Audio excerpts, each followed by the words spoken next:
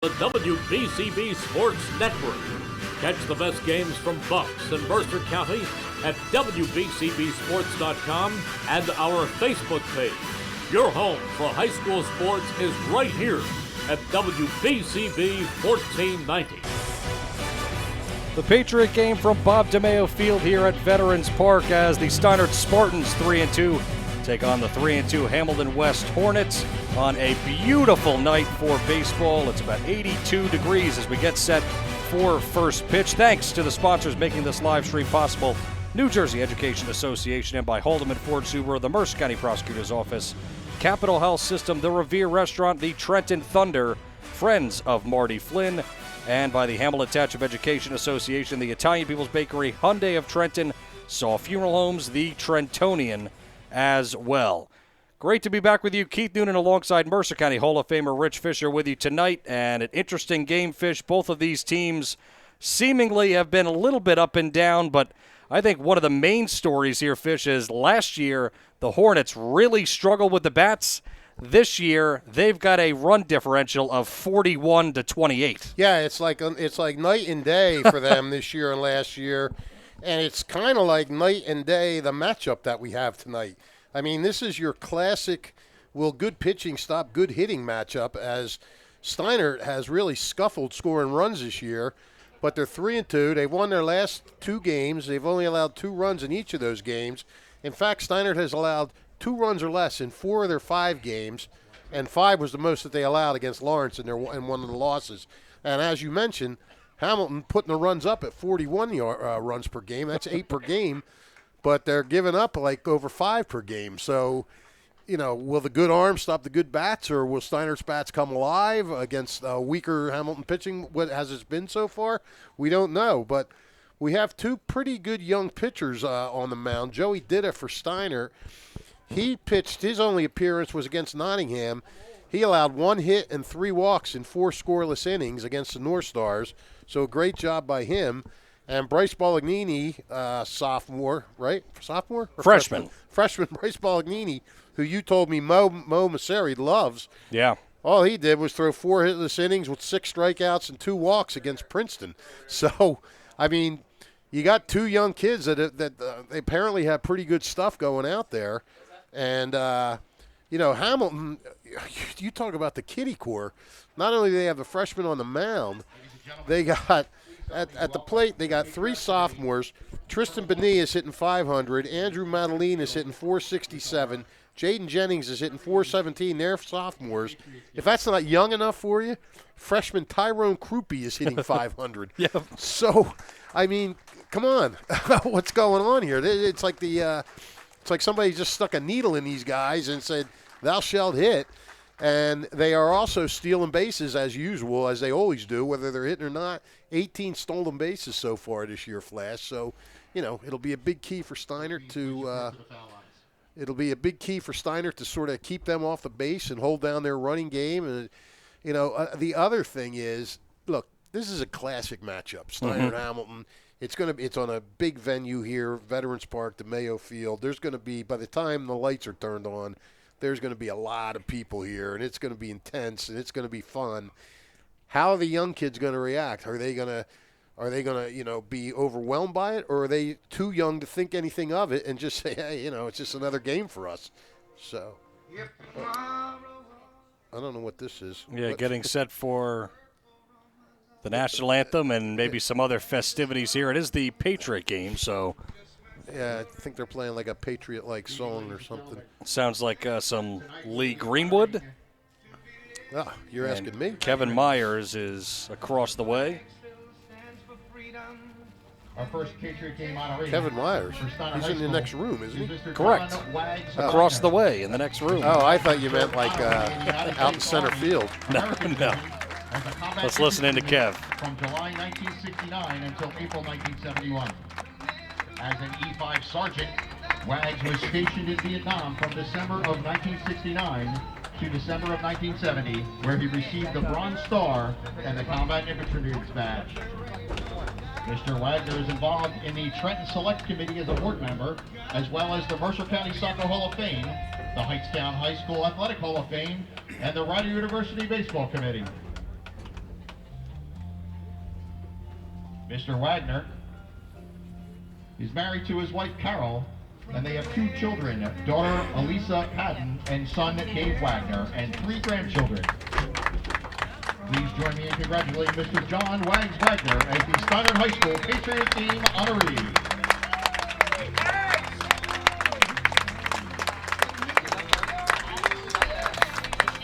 Our next honoree for Hamilton. He's one of my West best friends. Is Mr. Thomas Wags. Douglas Richford.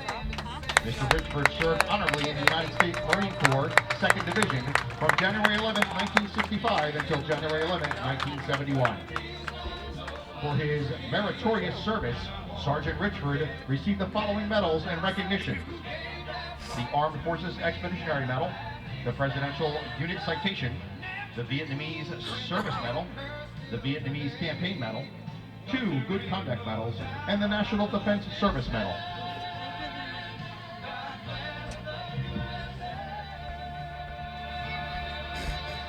Thomas is a lifelong outdoor sportsman and enjoys the Jersey Shore. Mr. Richford resides in Whiting, New Jersey, with his wife of 30 years, Deborah. They have 2 children, son Thomas D. Richford Jr. and daughter Lisa Richford, who is married to son-in-law Darrell Bogart. Their son, Cam Bogart, number 2, plays for the Hamilton High West varsity baseball team and is here to accept his award tonight. Please join me in congratulating Mr. Thomas Douglas Richford as the Hamilton High West Patriot Team honoree.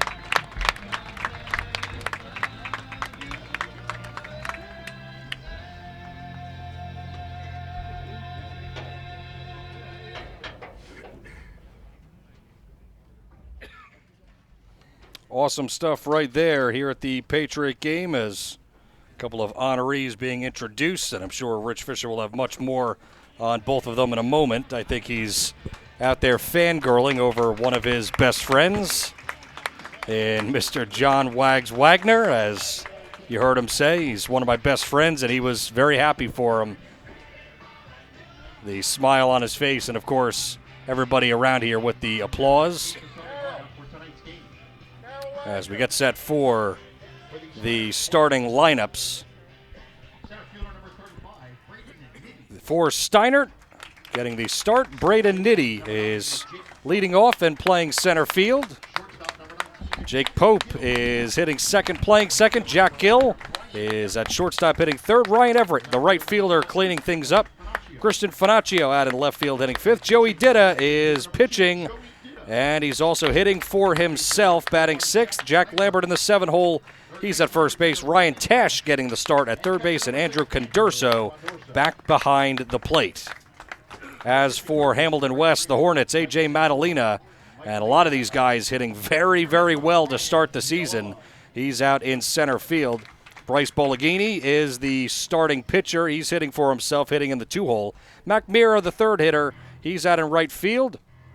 Adrian Byra, the cleanup hitter, hitting in the DH spot and playing first base. Tristan Bonilla is in left field hitting fifth. Tyrone Krupe, another freshman for Mo Masseri, hitting sixth. Hitting seventh, Ryan Payne, the second baseman. Anthony Zuccarello is the catcher, hitting eighth.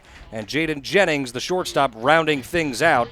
As you see the Hornets taking the field, as they are the home team in their home orange uniforms and white pants and black hats with orange lettering, and the lettering on the front and the back of the uniform outlined in black as well. As for Coach Gialella, Brian Gialella has been around for a long time and has established a fantastic winning culture here in Mercer County at Steinert, and he's standing there closest to home plate watching the Hornets come onto the field, and his team will be up first here at Veterans Park. As I said before, 82 degrees and sunshine today. It's a perfect time for a Patriot game, and that's what we have here tonight. And Fish, you were saying that one of the honorees, one of your best friends John in Wagner. the world, so you were happy. Very happy to see it. Wags, just unbelievably great guy, a great Mercer County athlete, and he served proudly, and he served under General Schwarzkopf in Vietnam. Wow. And hold on a second, we have the national anthem coming up. Take a timeout and come back with the opening pitch here from Bob DeMeo Field right after this. Hi, Merrill Reese reminding you to come back home to traditional Italian cuisine at the Revere Restaurant, 802 River Road in Ewing Township. You'll always feel welcome at the Revere. It's like stepping back in time where you'll feel like you're dining in South Philly or New York's Little Italy. Start your meal with complimentary Hoboken bread. Choose from a menu featuring fresh seafood dishes, succulent steaks and chops, or homemade pasta dishes. You can even eat at the bar. The Revere is open 7 days for lunch and dinner. Private room available for special affairs, plus catering. For reservations, call 609-882-6365. That's 609-882-6365. Come home to traditional Italian cuisine. The Revere Restaurant, 802 River Road, Ewing Township. Hi, I'm Marty Flynn, and I'm running for mayor of Hamilton Township. As a lifelong Hamiltonian, teacher, coach, athletic administrator, and career educator, I know the value of education-based athletic programs. The lifelong lessons student-athletes gain participating in high school sporting events like today's are building blocks for their future success. Teamwork, sportsmanship, time management, and the friendships you make in sports all carry over into adulthood. Enjoy every moment of these high school experiences, and please don't forget to vote for a stronger Hamilton this November. Paid for by Friends of Marty Flynn, 1685 Whitehorse Hamilton Square Road, Hamilton, New Jersey, 08690.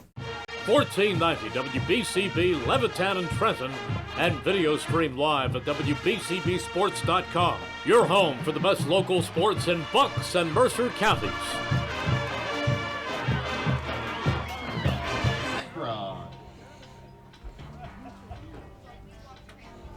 Guy Agron behind the plate doing the balls and strikes, and the left-hander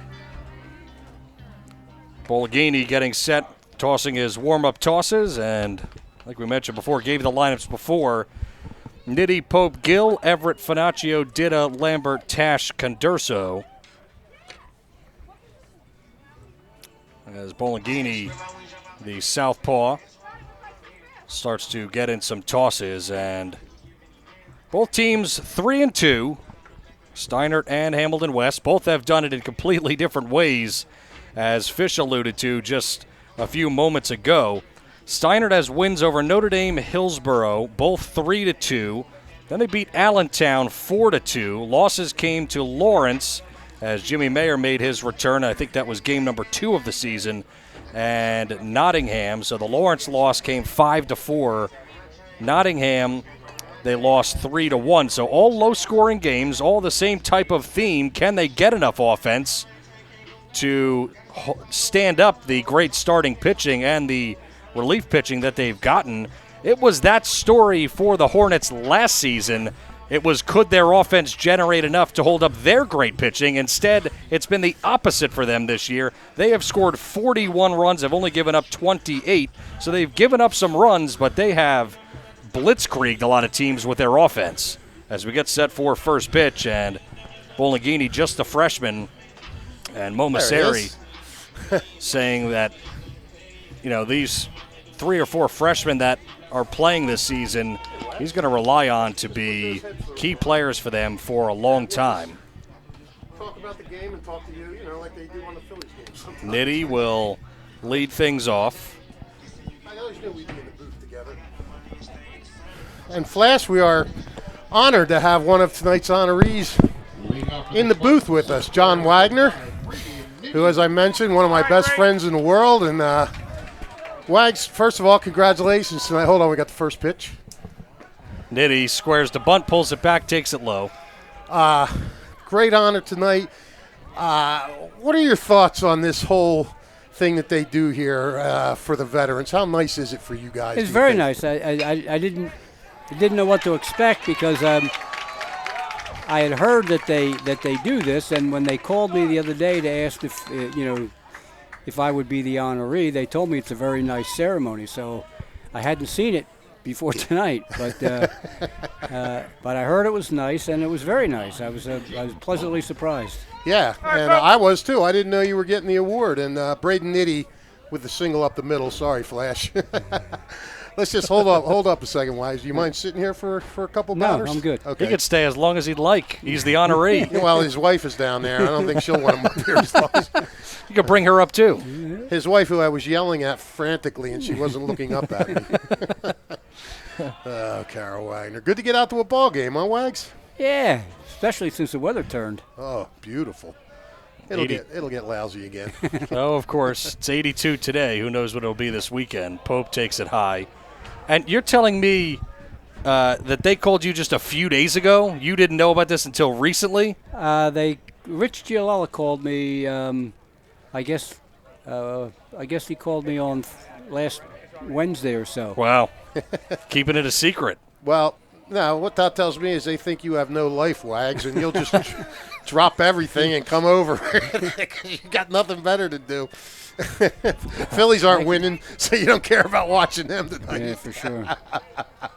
Wag's a big Phillies fan. We go to many games together. Now, speaking of Rich Giolella, there's another walk. Spartans with 2 men on and nobody out. Trouble, huh, Flash? I'd say so. Yeah.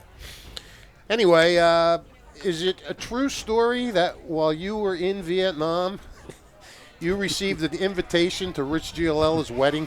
Yes, I did.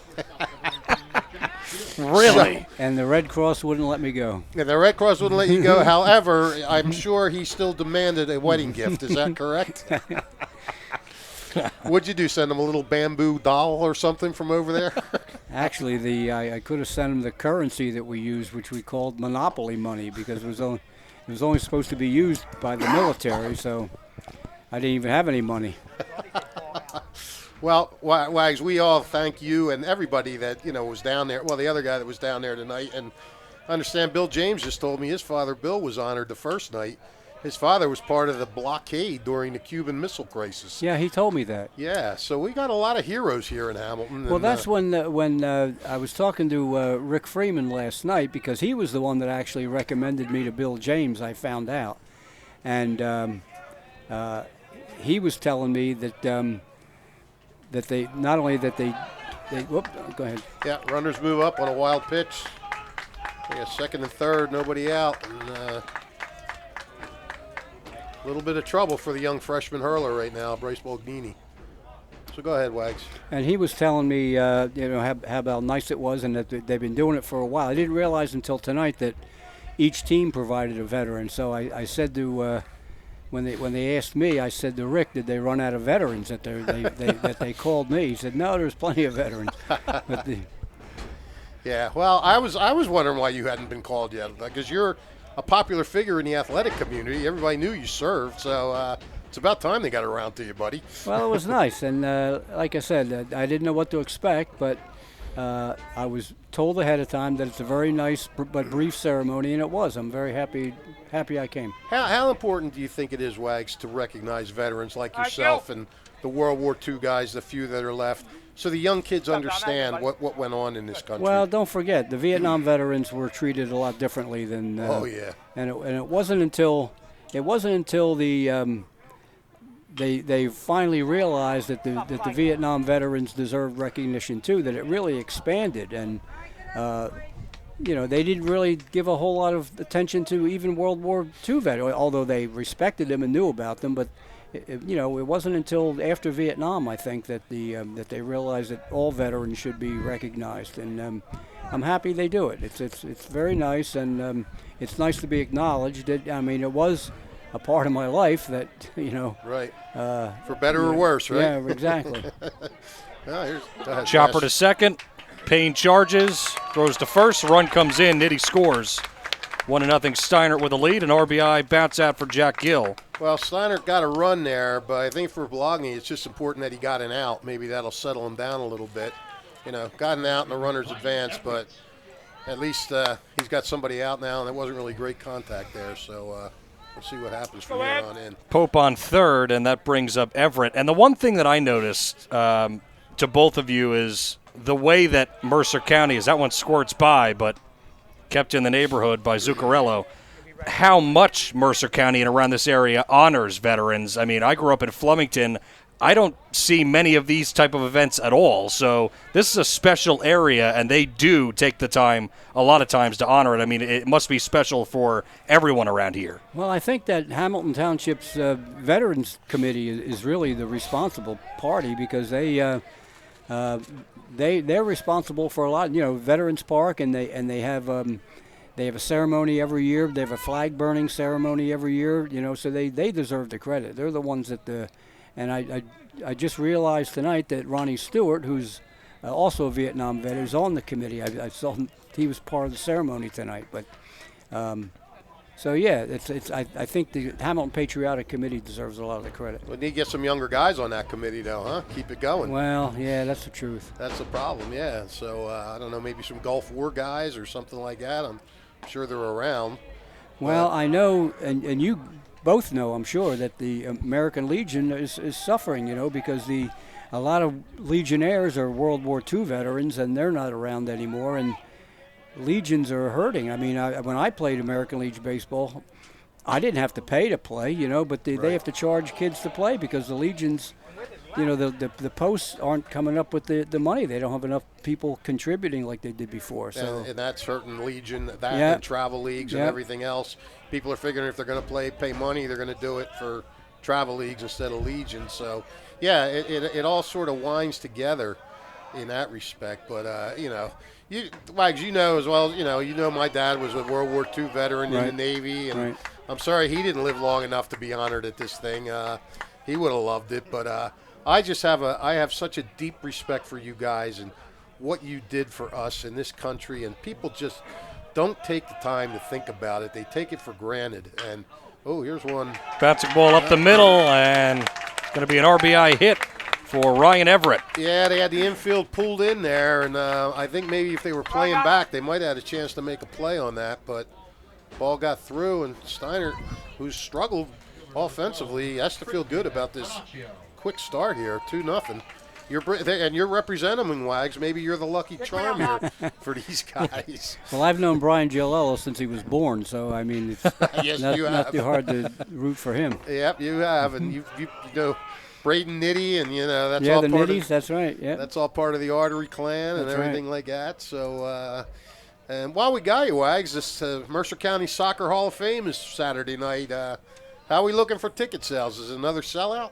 Doesn't look like it. We have a nice crowd. We have a nice crowd. I mean, we'd like to accommodate more, but I don't know whether the word's not getting out. I mean, for years, you know this. The big message came in the form of a newspaper article, which you wrote this year. Right. But unfortunately, the people I talked to, there aren't a whole lot of people reading the papers anymore, so we've got to get the word out some other way, or in addition to the papers, we have to get the word out, I guess, via social media. Social media I guess that's the way to do it, yeah. Well, I put all my stories, well, you don't know because you're not on social media, but I put all my stories on Facebook and Twitter.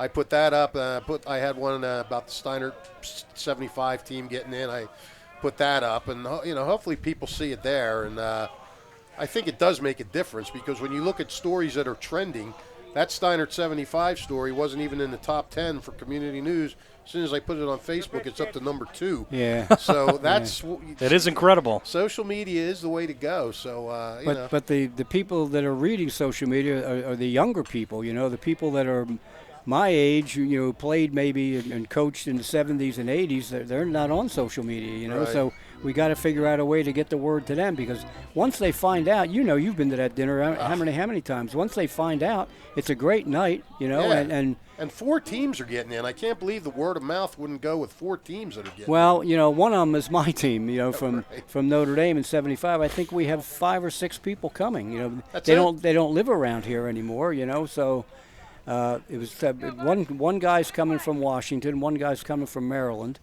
but then the people that live locally, only a handful of them, they're going to be there. But are you still selling tickets? Or is it too late to get tickets? Can we make an announcement here? Oh, sure. Yeah, the I mean, we already submitted the food order, but they always can accommodate, some people coming in at the last minute. Yeah. As long as it's not a mob, Right. What would it be? Mercer County Soccer? Mercer County Soccer Hall of Fame. HallOfFame.com? Is that the website? Actually, the website is Mercer County Soccer HOF.com. Yeah. So if you go on there you'll see how you can get tickets. It's a cheap ticket. It's $60. There's a strikeout. There's a big out.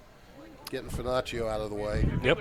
At number 2, Finaccio set down. Yep. And I'm sure Brianne could try to put that up on the screen at some point, and people can go back to it. If not, we'll reference it later on as well. Yeah. Oh, that'd be great. Well, Wags, that's only one of 27 Hall of Fames that you're involved with or you're in. Runner goes again, and Zuccarello bobbled the transfer, and it's another stolen base. Second for Everett. Well, Joey did it in a good situation here to help himself. Yep. Hit would give him a nice 3-0 lead. Runner on third, 2 away. Bologhini having a little trouble with his command, and up to 24 pitches already in this first. Wags, And that's kind of surprising that there was only 6 guys, you said, that was coming in from out of the area. I feel like everybody that I've met here has grown up here and stayed here, and they've coached at all the different high schools. Yeah, there are a lot of them, too. Yeah, now that you mention it, you're right. I mean, Yeah. but I've born and raised in Hamilton, so I never Right. went anywhere, so, but I know I taught for years at Heightstown High School, and they don't stay around, they graduate and they're all over the place. Right.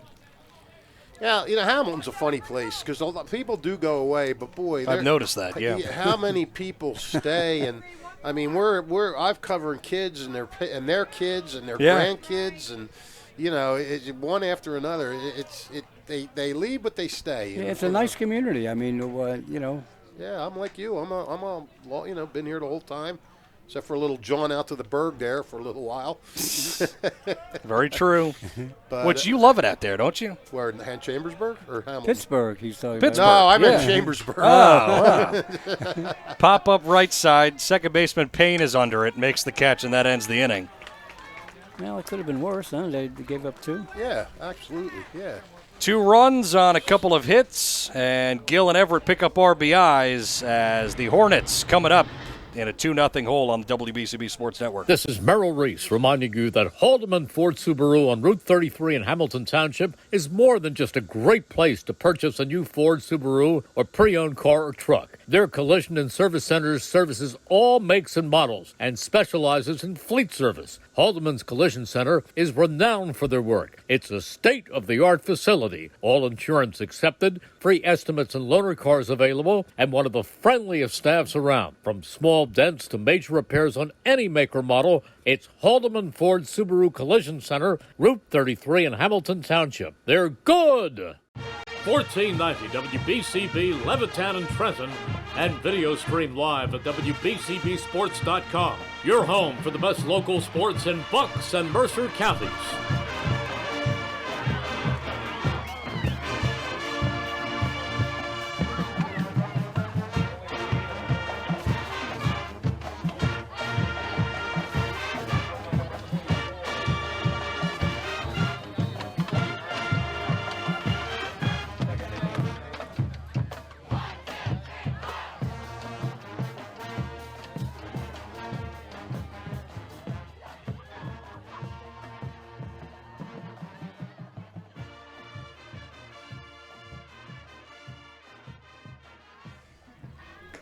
Back here for the bottom half of the first inning, 2-0. The Hamilton West Hornets coming up for the first time. Steinert picking up a couple of hits that inning and a couple of runs off of the freshman Bologhini. And while we have John Wagner here, just in case you're just joining us, John Wagner, former Heightstown, great Heightstown baseball soccer coach, Notre Dame soccer coach, athletic director at Heightstown, everything, camps, you name it, Wags has done it. Great player at Ryder. And a great veteran. But he's here because he's a Notre Dame veteran, a Vietnam veteran. And Wags, you had the, I don't know if it was fortune or what, to serve under General Schwarzkopf while you were in Vietnam. What was that like for you? What was that fella like? Because we know he became pretty big name once Desert Storm hit. Well, he wasn't a general then. He was a lieutenant colonel, and he was our battalion commander. So battalions aren't that big, so I saw quite a bit of him, And but the year was 1970. The night I left Oakland to go to Vietnam was the night that they announced the first troop withdrawals from Vietnam. So we knew before I even left that things were winding down. They were starting to bring people home. And, the old expression, nobody wants to be the last person to die in a war, So we anticipated that things were winding down, and yet it turned out that the Schwarzkopf was a very aggressive commander, and we went on a lot of missions that, were dangerous. And so in that regard, he wasn't very popular with the men. But looking back on him, I mean, he did a lot of things that were intended to keep us safe. We had to wear flak jackets every day. Nobody wanted to wear flak jackets because it was so hot over there, but he made us do it. And we didn't like it at the time, but in hindsight, he did what he thought was best for us, even though we didn't appreciate it at the time. Right. And guys used to every now and then, when the helicopters came out and brought supplies out, the other companies always managed to get a few cases of beer thrown in there, but we never got ours. We got cans of soda instead. So again, he was things like that we didn't like, but looking back, he probably was looking after us. Yeah, tough love. Yeah. You say that you never got the case of beer. My high school golf coach was over there in '69, and he said every chance they got, the Budweiser's coming in, and they're grabbing it. So he got lucky, I guess. Well, don't forget, I was in the infantry, so I was out. I mean, the only way we got anything was the helicopters had to bring stuff out for us. So when you watch these movies sometimes, and they always show these guys drinking all their Budweiser all the time. And don't worry, Wags. Knowing you as I do, you made up for it after you got out of the Army. I had to catch up somehow. Yeah. Proud to say I'm right there with you, helping you catch up. Wags also a member of the famous Friday Afternoon Club that you may read about in the football picks each fall. And there's a walk for Hamilton. We'll see if they put their running game in gear, down 2-0. We'll have to see. Bologhini draws it, and that will bring up Mira. Number 7, Matt Mira. Well, maybe you come out here, Wags, we get you out a few more games, get your juices going again to watch some baseball. This is enjoyable. Very nice. Yeah. I mean, how nice is this park to have to Very play nice. on, huh? Well, I walk here every Sunday, part of my exercise routine. So I see the field every day. Every Sunday I come out. Yeah, I mean, when you were a player, it was so different. There, no night games, were there? Did you guys ever have night games? Were there lights? Well, later on, at the time at Hetzel Field, you played under the lights. That was the old Mercer County League, though. That was beyond Legion. Right. That was like a semi-pro team, a semi-pro league. No soccer games or high school games or anything under the lights? Not too many. We did play. Hightstown played a couple of games against Steinert under the lights here. Right. Well, that's when you. No, I was talking about you as a player, though. Oh no, I don't remember her playing at night. Yeah, it really adds a dimension, I think, to the game. Oh, for sure, yeah. Well, if there's nothing else, the parents can come out. Right. Yep. And this Hamilton-Steinert rivalry is, one of the best. Oh, for sure. You've seen you've seen it all, Wags, when it comes to Mercer County sports. What would you say are some of the best rivalries that are out there? It doesn't have to be in baseball, just any sport. Well, when I was in high school, the big rivalry was Trenton Catholic, Trenton High, and then of course Hamilton-Steinert was always a big rivalry. Yeah. Other than that.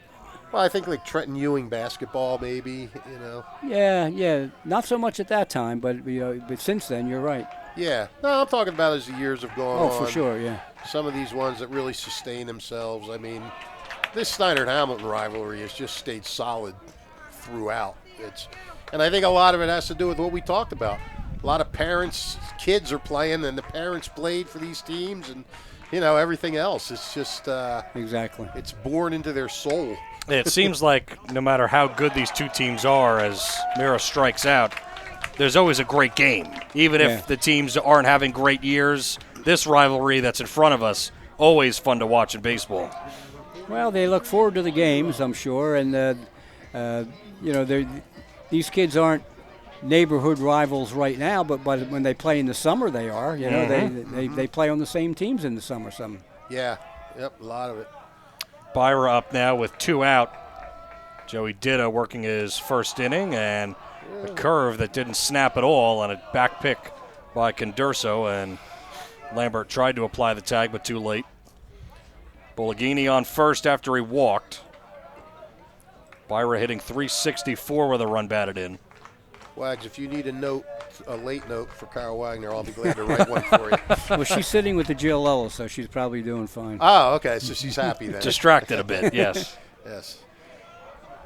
You could tell Richie we talked about his sending you an invitation. As one of the first comments, by the way. Yes, couldn't wait to. Well, we just wanted to confirm it was true. There he goes. Bologhini gets a good jump. The throw is there, but it's late. 19th steal of the season for Hamilton. They love to run. Love to run and take a lot of advantages. Take advantage of it. And I was trying to really deduce what Mo Masseri meant when he said we have a really athletic team. I think that's a big part of it, is these guys have some speed, and they're banking on some defense, although they've scored a lot of runs. I think more runs than the coaching staff for West anticipated before the season started. Such a young team. Yeah. 3 sophomores and a freshman all hitting over 400. Are you kidding me? And as far as wanting to run, he'd run with a team full of 9 catchers. That's true. No offense, Wags. Wags was a catcher. Were you fleet of foot as a catcher, Wags? No, not at all. No. So what did you do on the soccer field? Just play defense all the time? Yeah, I was the center back. Yeah. So. Okay. Good spot for you. 3-2 just missed. I'm not sure where. Did have thought he had it. Well, a little bit of a rally here. And Brian Giolella, the chef, coming out to have a little meeting of the minds. That's a pretty early visit for the chef. Usually he lets these guys go a bit. Yeah. But he obviously is not liking something that he's seeing, and his team a fraction away, maybe a couple of inches away from strike 3 and getting out of that inning. Yeah. Cole didn't go their way, and now they'll have to face the 500 hitter and Tristan Bonilla. I think he might be out there to sort of calm Joey Ditta down, too. Joey Ditta was not happy with that call, and it's easy for a young kid to sort of get lose his focus and stuff like that. So absolutely. I think Brian's just saying, calm down a little bit. How about Weiss? Can you believe it? Brian Giolella in his 20th year as a head coach. Where does the time go, huh, bud? Really? Oh, man. Well, when I saw that last year, I forget where I read it. I read it online or someplace in a preview, and it said Brian Giolella, 19th year or 20th year, whatever it was. And I was like, really? He's been around for that long? I mean, you look at him, he doesn't look like he's been a coach for 20 years. No, well. Like Mo, you can look at and say, okay, he's pretty young. He's been around for a couple years, maybe. He looks good for being around for 20 years. He ages well. That's because he hangs out with Michael Hastings. Is that who it is? Hastings keeps him calm. Okay. The stinger. I'm trying to figure that out. First and second, 2 away. Ditta set at the belt, and the first pitch outside, fastball. Tristan Bonilla hitting 500, which I just mentioned. 7 RBIs already. 13, not walks. I don't know what that is. 13 somethings. The pitch swung on and missed. Wags, you as a catcher, this Hamilton team loves to run. As a catcher, when you knew you were going against a running team, did that just energize your juices a little bit, or were you always a little wary, or how did you handle that? Well, you had to make sure that the pitcher did his job too, and kept them close. And he's got everybody talks about the catcher's arm and how much time the catcher has to make the throw, but nobody talks about how quickly the pitcher's got to get the ball to the catcher. Well, that's true too. Fastball skied, but back behind us. But now in the major leagues, the catcher's arm has become even a bigger factor. With you're only allowed 2 pickoff moves to first base. So it's harder to keep guys close. You think? Well, not only that, but the years ago, the benchmark for a catcher throwing to second base was 2 seconds or 2.1 seconds. Now these catchers, I know the Phillies catcher is throwing 1.8. He's getting the throws to second base. So yeah, he's phenomenal. It's unbelievable. Yeah, JT Realmuto, very, very good. He has been fun to watch. He kind of came in under the radar because they came in the same year as Harper. But boy, you really appreciate him the more you watch him every day. Well, I mean, he probably, if he had his way, he'd never come out of the game. But Right. High fastball got him. All right, well, John Wagner, we want to thank you. Well, thanks very much, and very enjoyable. Yeah, Great to have you. insight, Thank you buddy. very much for your service. Thanks you. for being here, and congratulations. Thank you very much. All right, got Wags, we'll see you. All right. Strikeout ends the inning. 3 strikeouts for Joey Ditta. Gets him through the inning as the Hornets strand 2, and Steiner coming back up leading 2-0. Capital Health's primary care network continues to grow, bringing its extensive option of locations to your neighborhood. Whether you're scheduling a wellness checkup or not feeling well, advanced medicine starts with a Capital Health primary care doctor at locations near you in Mercer, Bucks, and Burlington counties. To find a Capital Health primary care location that's convenient for you, visit capitalmedicalgroup.org. That's capitalmedicalgroup.org. This is Angelo Honor, your Mercer County prosecutor, and I'd like to take this opportunity to wish all of our Mercer County student athletes the best of luck, and also urge parents to stay involved in your children's school activities. Extracurricular events are a great way to keep your sons and daughters focused, and it does not have to be athletics. They can be involved with the drama club, the school band, even the debate team. An involved student today has a brighter future tomorrow. This message is brought to you by the Mercer County Prosecutor's Office, and I hope you enjoyed today's game. 1490 WBCB Levittown and Trenton, and video stream live at WBCBsports.com. Your home for the best local sports in Bucks and Mercer counties.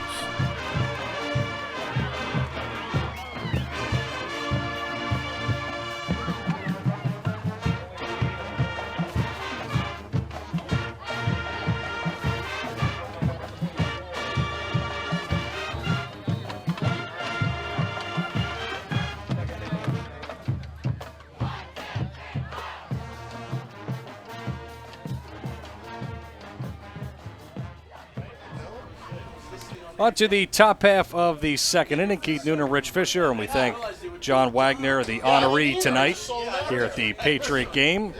Thanks to him for coming on with us for an inning, and an inning in which Steinert jumped out to a 2-0 lead, and Bologhini heading back out there, and he will face Lambert, Tash, and Condurso. Lambert in the box, and first pitch sails high and away. 4-1. Well, we have everybody up here running around. I'll tell you, it's a who's who. Mayoral candidate Marty Flynn and Jeff Plunkett. Wow. Brian Smith, the Hamilton AD. I just saw Bill James, Steinert AD. It's everybody's here. Everybody's of here. Of course, John Cosentino, who's helping around here in the press box. I saw him up here before. He's got a lacrosse game, and he's got the Hamilton West baseball game, so he's running in between fields to check on what's going on. And I called Brian Smith the AD. He's actually the principal over at Hamilton West. Sorry, Smitty. I didn't mean to give you a pay cut. 3 balls and a strike. Bologhini's still having some trouble finding the zone. And, you talked about Brian Gialella coming out in that first inning, and I mentioned that it was pretty early for that, and, Mo Maseri on the other side let his freshman go. Right. Which they're different strategies. Mira coming in, and he won't get it. He started back and then was too late to get the blooper out in shallow right field. And it looked like Payne didn't have a beat on it at all either. Yeah, you're right. Mira broke back and then immediately said, whoa, and started to head in. So gift, Lambert. Gift single there for Lambert. Yep, little blooper. Now Tash, who's the 8-hitter.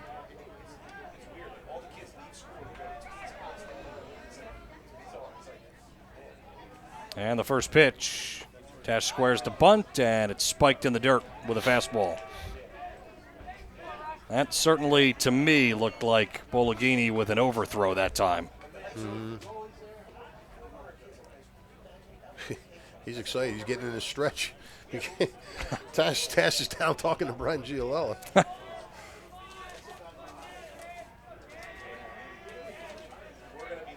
Tash is in there playing third for Dida, who's usually the third baseman. Bunt right side, picked up by Zuccarello, and he has a third. good throw, and there's nobody covering third. A late cover. The throw goes to third, and it's not in time. Lambert, smart base running, and a little late to get over there was Kruppe. That's the second time we've seen a guy take 2 bases on a bunt in 2 games for Steinert. They did it the other day against Allentown. And Lambert was not fast. He was rumbling, and that was going to be a close play because the Hamilton fielder got back there pretty quick. But Lambert did. He dove in head first, and, that lineman showed some wheels. He did. Lambert, also the linebacker on the football team for the Spartans, runner on third after the heads-up base running play, and with 1 out, a pop-up. Back behind the plate, Zuccarello has a beat on it and makes a basket catch. He was fighting that all the way. He was looking, and he kept his eye on it, and as it came down, he just sort of reached out and plucked it. So one catcher pops out to the other, and back to the top of the order in Nitti, and that is a huge out, number 2, as the Spartans had guy on third, less than 2 outs, couldn't get him home, but now Nitti takes way outside, ball 1. Yeah, here's where Nitti wants to try to pick his teammate up. Condorso would have liked to at least got the ball to the outfield. See if Nitti can get a big 2-out hit here. Line drive right field. Mira has a beat on it. Chugs in and makes the catch chest high. Well, Mira did all right on that one. 1 hit and 1 stranded on third in Lambert, and we're off to the bottom half of the second. It's 2-0 Steinert over Hamilton.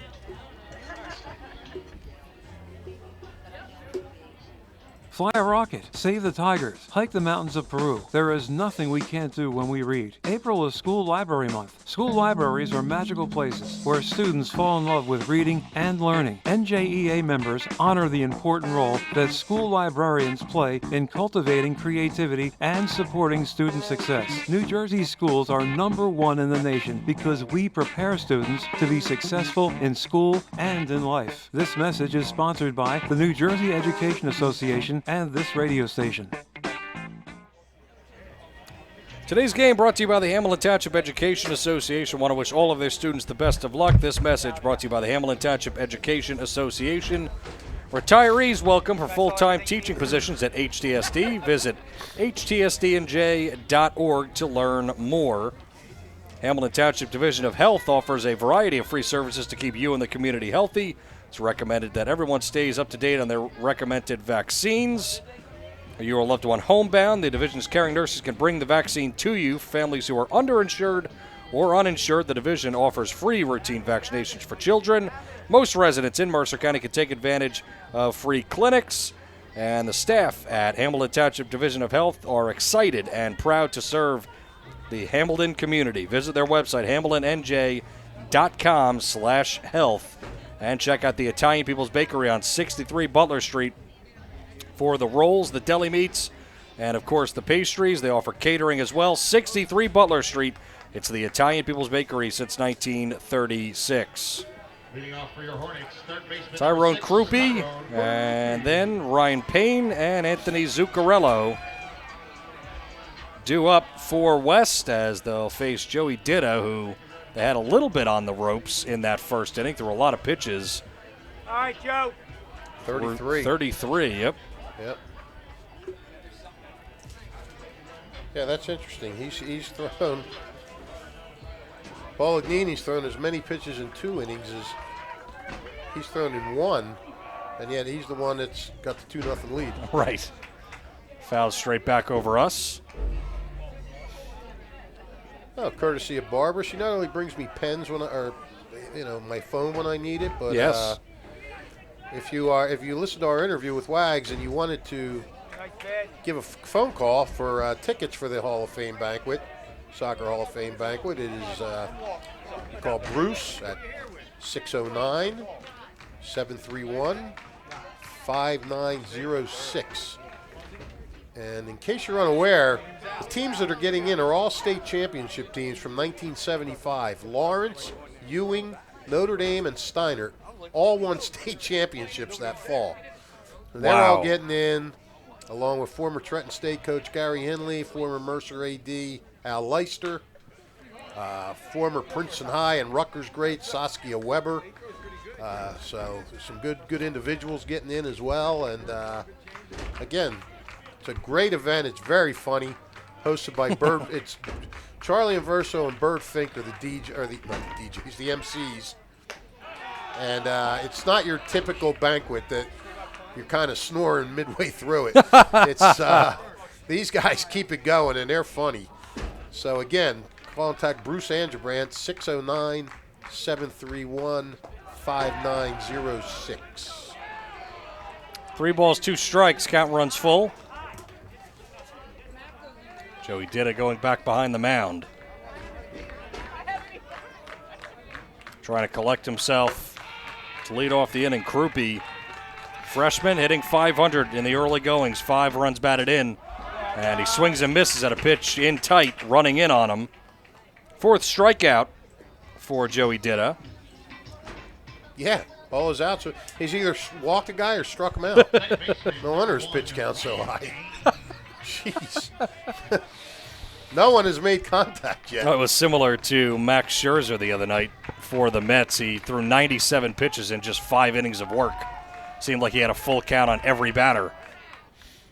Pitch fouled straight back. Ryan Payne right on it. Payne hitting at .333. An RBI and a double. Rest all singles. Payne got some playing time last year. Absolutely gorgeous night here at the Mayo Field, and fans are out. It's a good crowd. It always is when these two play, but sometimes in April you can get one of those cloudy, cold, chilly, ugly days, and today it's like a beautiful spring day, almost a beautiful summer day, wouldn't you say? It absolutely feels like it. I see you're sporting the shorts. I am. Bouncer, high hop, handled over there by Tash.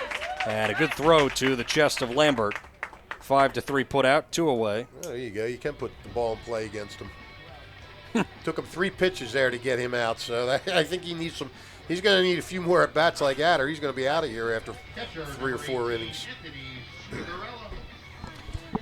Here's Zuccarello, the catcher, only has 2 at bats on the season. Up with 2 out in the second. Curve stays high.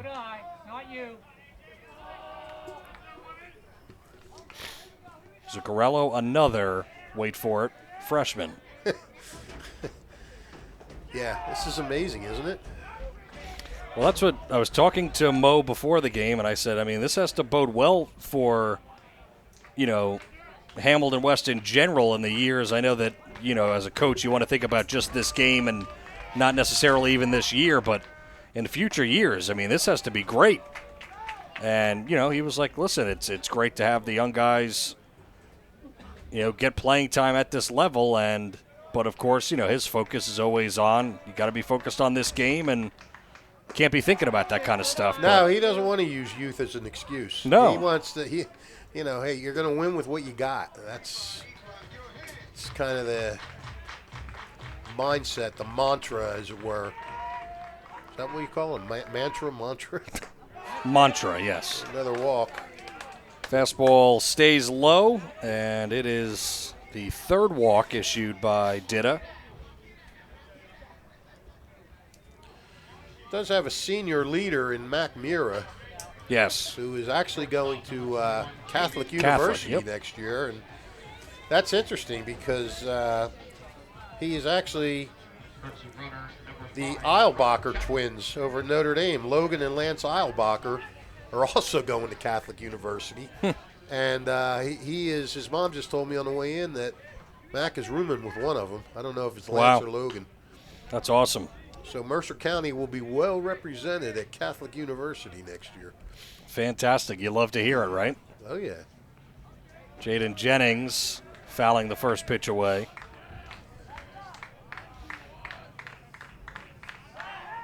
Check back over and back safely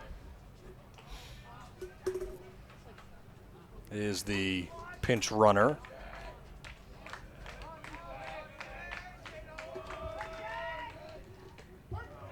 Pitch called a strikeout or half. Pinch runner is Rob Chatham over at first base for the catcher Zuccarello. 0-2 on Jennings. The pitch. High fastball, a high hop, barehanded by Gill, and he flips to second to Pope, who's covering. Well, that's just an athletic play right there. That's pure reflex, pure instinct. Reach up, pluck it with the bare hand. I'd love to see that again. I may go home and watch that one tonight, Flash. 6-4 put out and a beauty as the ball took a wicked hop. Still able to grab it with the bare hand and finish the play. A walk and one left as we go to the top of the third. It's Steinert 2 and Hamilton West nothing. Hi, I'm Marty Flynn, and I'm running for mayor of Hamilton Township. As a lifelong Hamiltonian, teacher, coach, athletic administrator, and career educator, I know the value of education-based athletic programs. The lifelong lessons student-athletes gain participating in high school sporting events like today's are building blocks for their future success. Teamwork, sportsmanship, time management, and the friendships you make in sports all carry over into adulthood. Enjoy every moment of these high school experiences, and please don't forget to vote for a stronger Hamilton this November. Paid for by Friends of Marty Flynn, 1685 Whitehorse Hamilton Square Road, Hamilton, New Jersey, 08690. Hi, Merrill Reese for Capital Health, reminding you that the former St. Francis Medical Center is now Capital Health East, and they still offer a 24/7 emergency department as well as outpatient medical clinic services. To enter the emergency department and outpatient clinic, please use the Burt Avenue entrance. Capital Health, proud to be a partner for better health in our state's capital, Trenton, New Jersey. 1490 WBCB Levittown and Trenton, and video stream live at WBCBsports.com. Your home for the best local sports in Bucks and Mercer counties.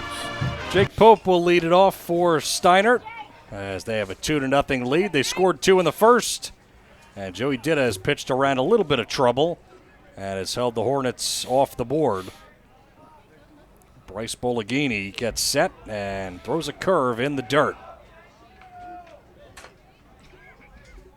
Bologhini, the freshman, has had trouble with the location. Both pitchers have, really. Yeah, but Bologhini has only had one walk. Laced down the right field line. That's in there for a base hit. It's cut off in front of the warning track by Mira. And he gets it in to hold Pope to a single. Pope jumped all over that.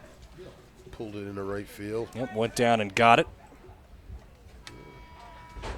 Now Jack Gill will be the batter. Nobody out, one on after the leadoff hit.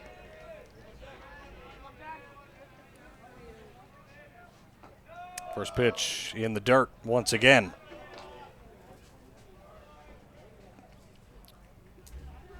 Well, in the first game, a couple of games ago for the Hornets, Zuccarello was back there catching, and he had a lot of balls that he had to corral. Hook to second, up with it, and the double play by Payne to Jennings to Byra. Well done. Score that a 4-6-3 on the double play. Jennings was pretty smooth the way he made that pivot.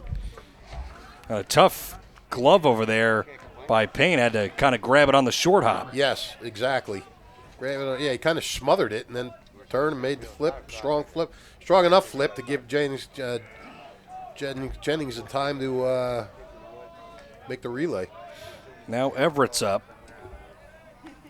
When they played Allentown, Zuccarello was back there, and he had to make a lot of stops, and he's having the same type of night tonight. I had the good fortune, Fish, of working with Joe O'Gorman that game. I heard you guys. I heard your last inning, actually. Oh, good. Yeah, it was. I was thinking you guys are going to be stuck with extra innings there for a little bit. They started making their comeback. 3-0, all 3 pitches bounce in this at-bat to Everett. Everett with a single and a run batted in and a couple of stolen bases in the first inning. Was key in that 2-run first. And it's ball 4. Again, picked just before it hit the dirt.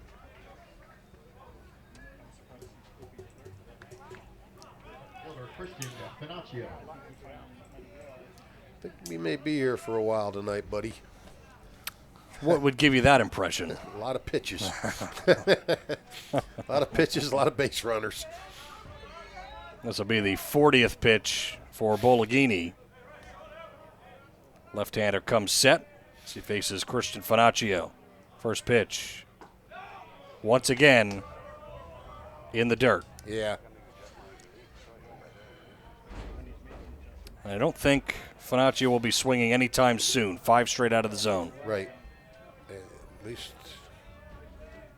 unless he sees one that's just so fat down the middle he can't resist.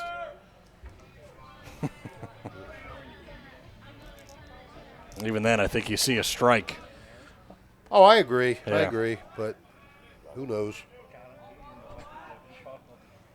1-0 coming.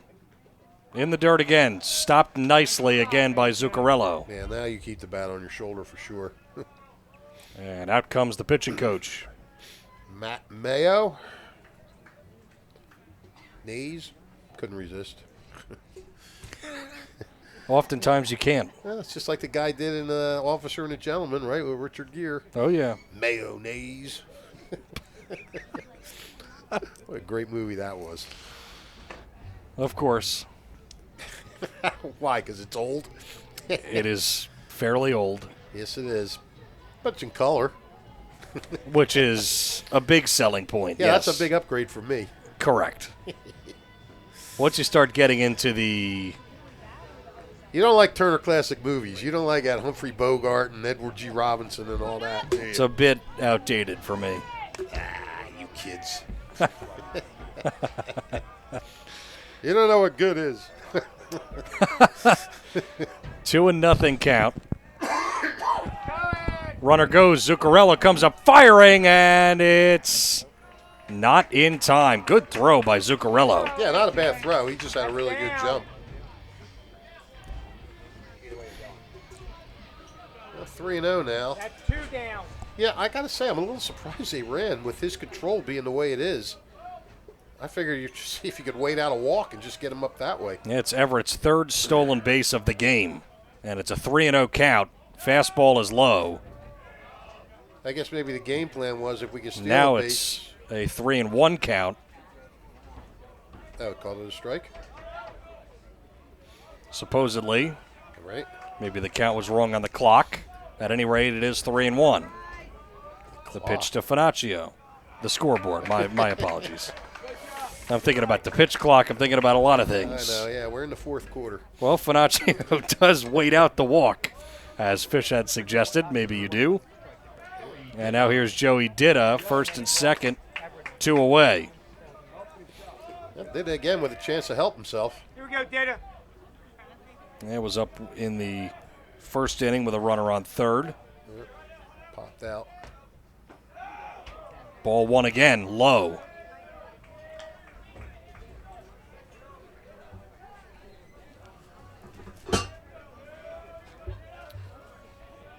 A lot of junk in here, isn't there? Here's the 1-0 pitch, and it's low once again. Bologhini absolutely cannot find it right now. Nope. You just got to take a deep breath. I mean, you start fighting yourself.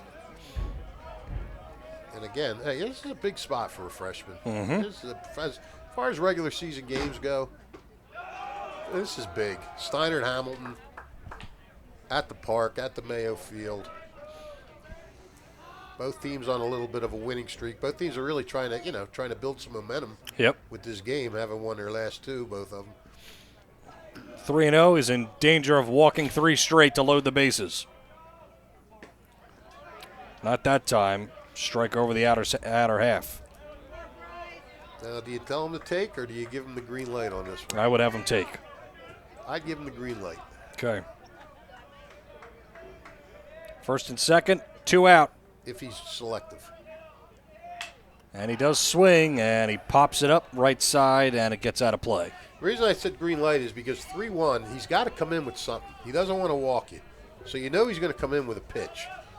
At least you think he is. But you have to decide if it's a pitch you can hit or not. I guess I did have thought he could hit that. Some kids, once they're given the green light, they're going to swing no matter what. Right, that would be the problem, and it doesn't matter because Bologhini has walked 3 straight. Everett to third, Finaccio to second, and now Dida is on first. And Momaseri is going to the bullpen with 2 outs in the top of the 3rd inning. So we will take a timeout as well and come back with a pitching change on WBCB after this. Trenton Thunder Baseball is back for its 30th year. Big League Futures, Major League Fun. Trenton Thunder tickets are now available. Single game tickets, group plans, suite nights. Get your tickets now. For more information, visit TrentonThunder.com. That's TrentonThunder.com or call 609-394-3300. That's 609-394-3300. Post-game fireworks nights, pork roll Fridays, and dog welcome nights throughout the season. Trenton Thunder Baseball, Big League Futures, Major League Fun. Hi, Merrill Reese reminding you to come back home to traditional Italian cuisine at the Revere Restaurant, 802 River Road in Ewing Township. You'll always feel welcome at the Revere. It's like stepping back in time where you'll feel like you're dining in South Philly or New York's Little Italy. Start your meal with complimentary Hoboken bread. Choose from a menu featuring fresh seafood dishes, succulent steaks and chops, or homemade pasta dishes. You can even eat at the bar. The Revere is open 7 days for lunch and dinner. Private room available for special affairs, plus catering. For reservations, call 609-882-6365. That's 609-882-6365. Come home to traditional Italian cuisine. The Revere Restaurant, 802 River Road, Ewing Township. 1490 WBCB Levittown and Trenton, and video stream live at WBCBsports.com. Your home for the best local sports in Bucks and Mercer counties.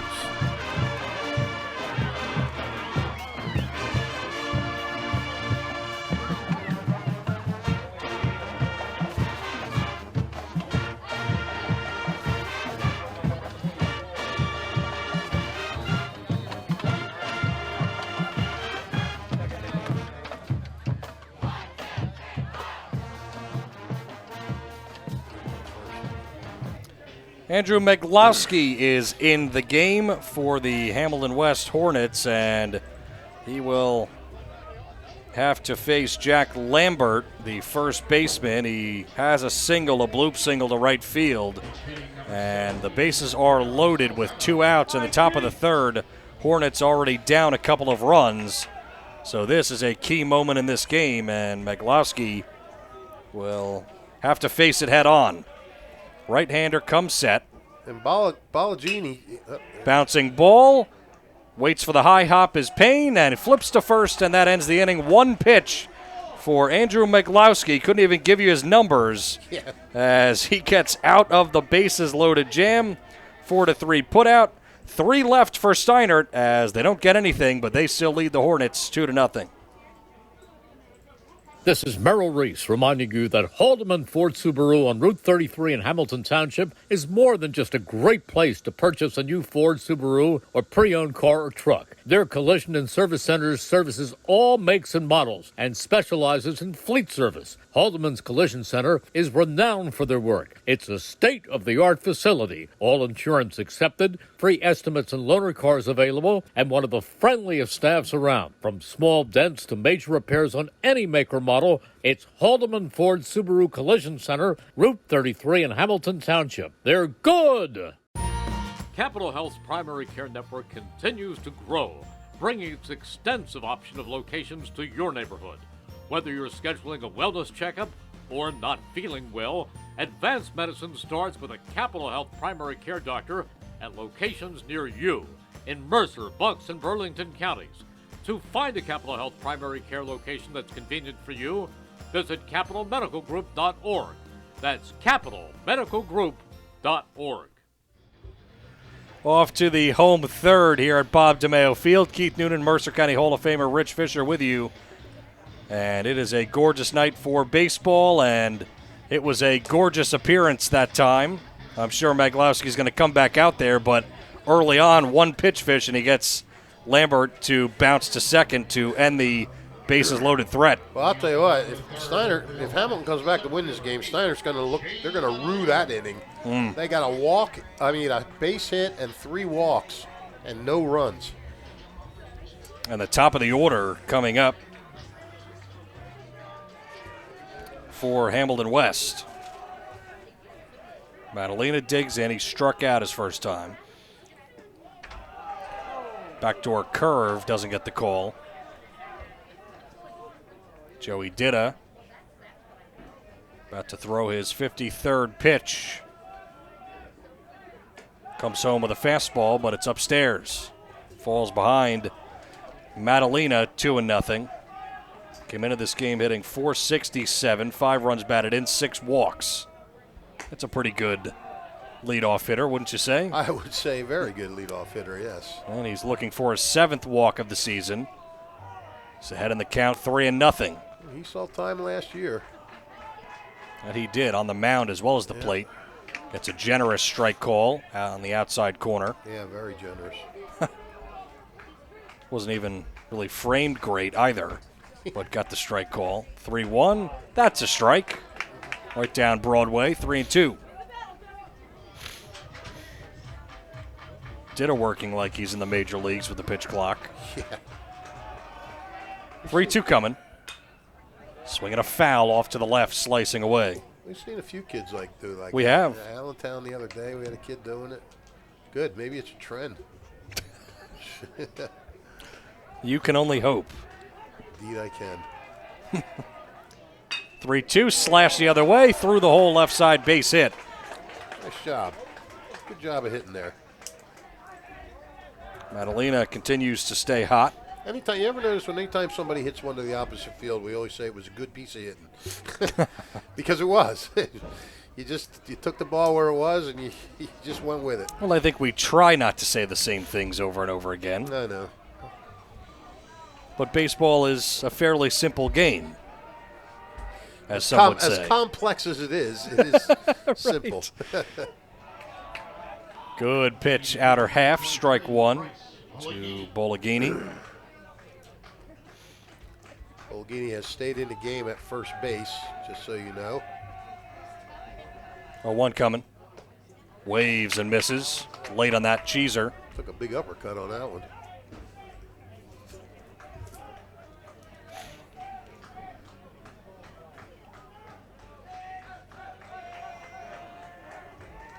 Bologhini waits on the 0-2, and it's just a little up high. Steiner questioning it, but it was a good call. Guy Agron behind the plate, emphatically calling these balls and strikes, which we like. I thought that was Guy. Yeah. It is. He's a good man. Check over to first. Nothing doing over there. Veteran umpire, a veteran arbiter, as they would call him. Fouled straight back. They'll try it again. 1 ball, 2 strikes. Guy was a manager of North Hamilton Legion team several years ago. I think it was still called North Trenton then. 1-2. Ball in the dirt. Good stop by Condurso.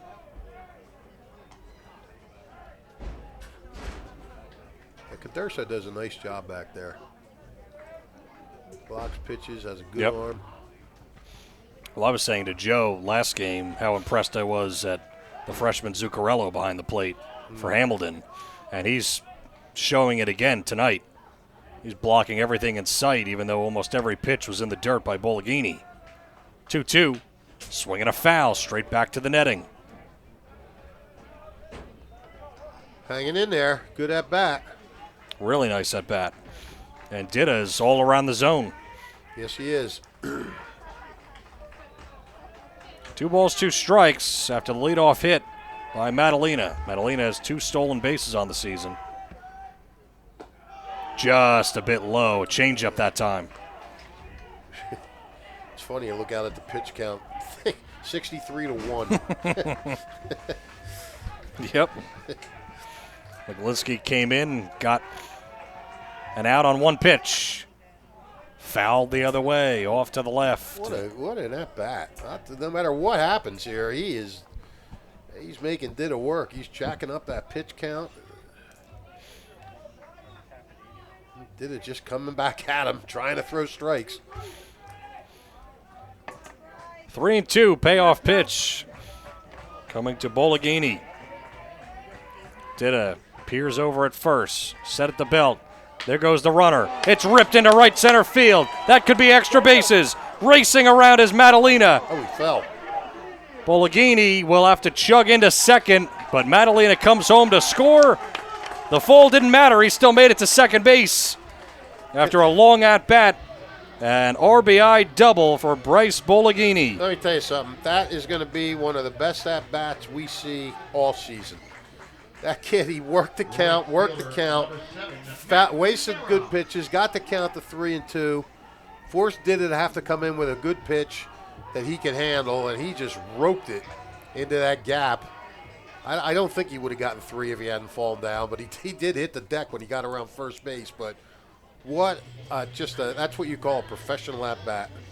And you know, one thing that Mo Masseria was talking about before the game to me is, you know, Bologhini coming into this game, not an impressive number really in 167 his batting average, but he goes, this guy has hit more line drives than maybe anybody on the team, and he's just been kind of, you know, that cliche, hitting into bad luck. Right. You just saw it on display right there. That was an absolute rope. Yep, he smoked it.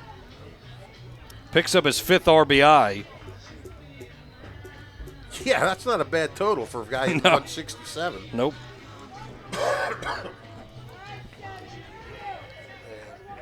Had a chat with Joey Dida. And that's his 3rd double of the season as well. There you go. That's evidence that he's hitting line drives. Pickoff to second. Nobody was covering, and we saw Steinert do this last game as well. Yeah, they did it against Allentown, too. Yeah, they did it against. It's early season. They're trying to work on some things, and so at least we've both seen it. We kind of know what to expect. Yeah, nothing.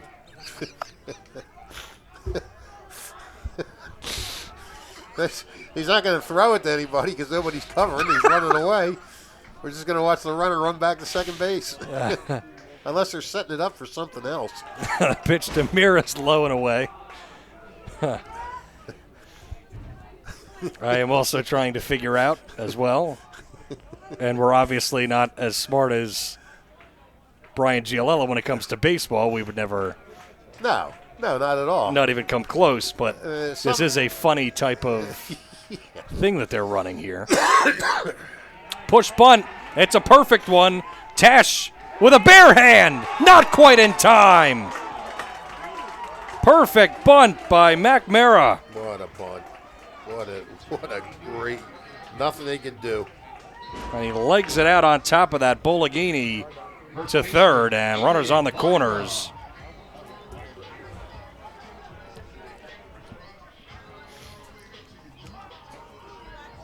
Told you we were going to be here for a while.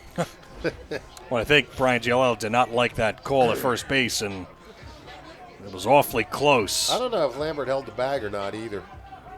That could certainly be a question. I thought the throw might have beaten him. But you just never know. Runners on the corners. Still nobody out. 2-1 game. And Ball in the dirt. It's stopped by Condurso, but heading over to second goes Mera. Is that a stolen base? It was just a delayed steal, yeah. Yeah, okay. 20 steals now for the Hornets. And on they run. So second and third, nobody out for Byra. Curveball, that scoots by. In comes the runner from third, Bologhini. He slides in safely, and it's a tie game. Mera goes to third. Well, Joey did is really, I don't know how much longer you can go with him. He's got to really settle down. Stepping off the mound. That's good. Step off the mound. Get your thoughts together. Well, Condurso again has to be careful because another guy on third base. Yep. Infield coming in. Fastball sails high and away. 3 balls and no strikes to Byra. Just like that, the Hornets can grab the lead.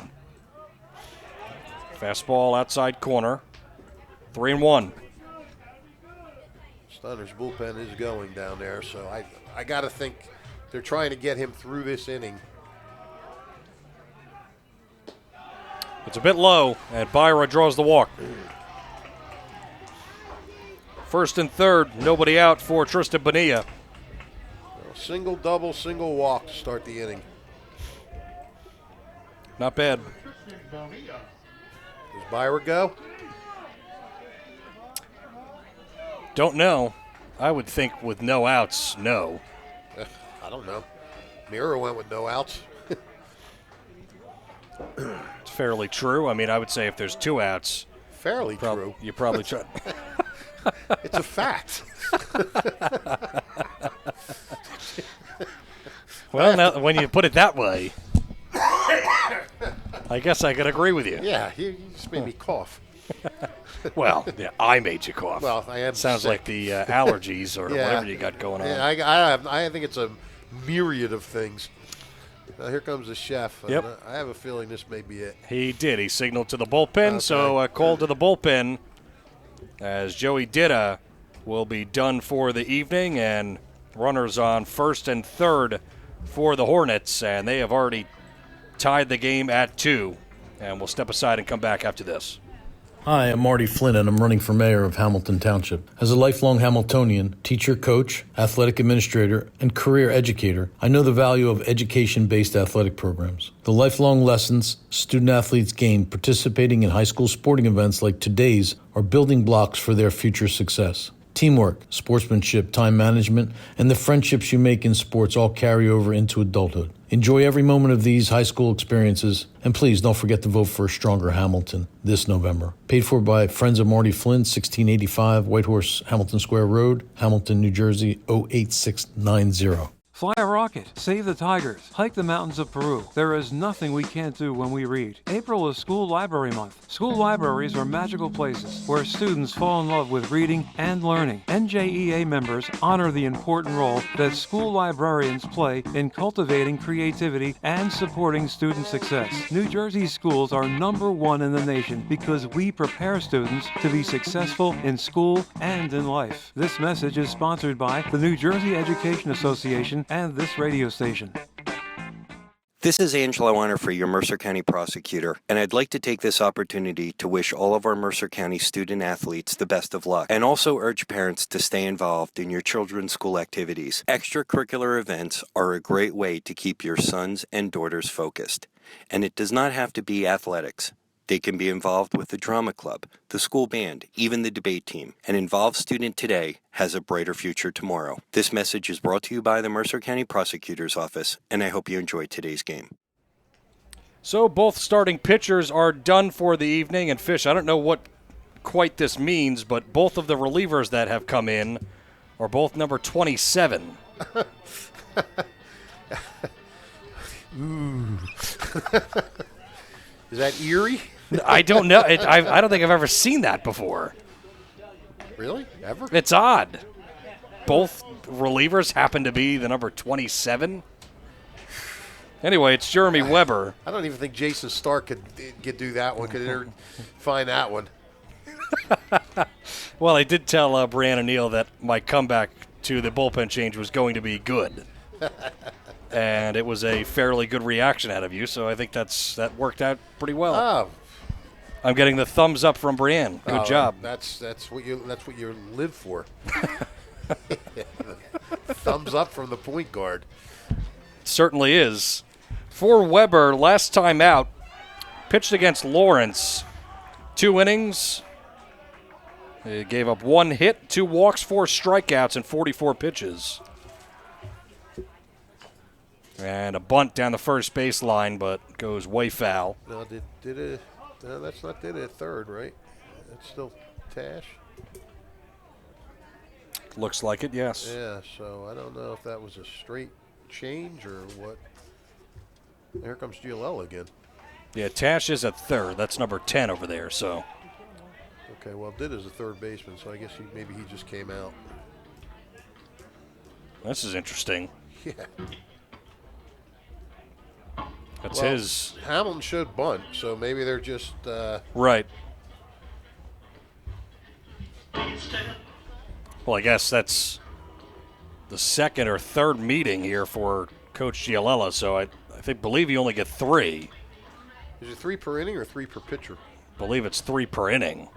And then you have to make a change if that's the case. So that might have been his last one. Okay.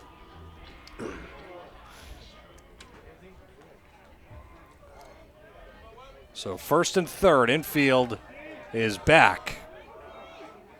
Weber deals, and they gun it to third, but back safely is Mira, who was paying attention. You remember it was last year or the year before when it was a crucial situation and Mira was on third and he didn't tag up? Yeah. Oh, man.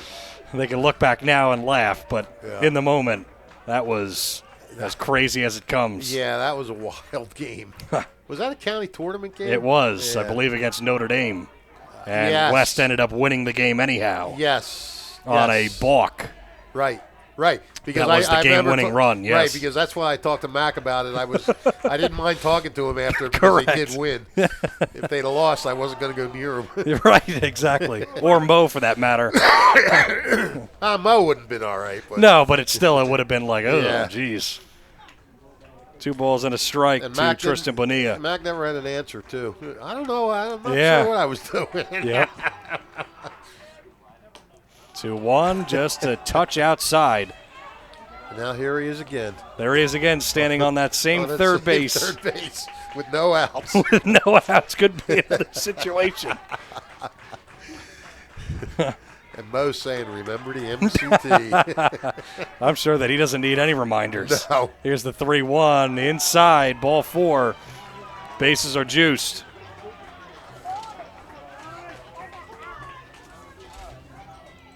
By the way, the book on Bolognini for pitching, 2 2/3 innings pitched, 2 runs, 2 earned, 3 hits, 4 walks, and a strikeout. Could have been a lot worse. How many walks? 4. You do that too fast sometimes. But you do a good job. Well, thanks, buddy. Haven't gotten a thumbs up from the point guard. No, you haven't. You got to earn that. Here's Tyrone Krupe, struck out his first time. Bases loaded, nobody away. 2 runs home in the inning already. Bryce Bolognini had a long at-bat and then doubled off of Dida. Now Jeremy Weber is in, and he walked his first batter that he faced. And it hit Krupe, and that will bring home another run. High on the shoulder. Looks like he's okay, but that could have been bad. And Mira comes in to score. And the merry-go-round continues. Yeah, this is just a hard-earned RBI. Maybe a painful one. Boy, things are really coming apart for Steiner's pitchers in this inning. And now it's 3-2, and the bases are still loaded and nobody's out. Ryan Payne hooks one to short on a couple of hops. The flip by Gill over to Pope is in time. Byra comes across to score, and it's 4-2. Well, that's an out at least for Steinert. They would have liked it to turn 2, but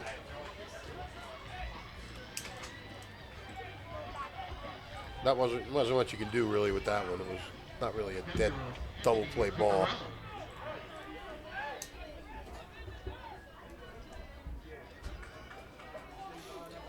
Well, and Hamilton's still in business. First and third with 1 out. Yep, Bonilla on third, Payne on second for Zuccarello, and a throw over to first. Hitting that dusk time of day, the lights coming on. Yeah, getting a little cooler. You'll be wishing you had long pants on now, pal. See, I thought about that. I'm already ahead of the curve. Oh, why's that? I felt it was warm enough that even if it drops down to about 65, it should still be okay. You're right. Ooh. Popped up bunt, but it goes back towards us. Foul ball by Zuccarello. What do you think? Payne going to take off? Yes. I would think so. Who was that just said yes? Was that I think it's John Cosentino, yes. Hamilton AD. Yep.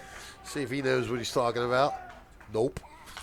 Not yet, and it's flailed foul off to the right.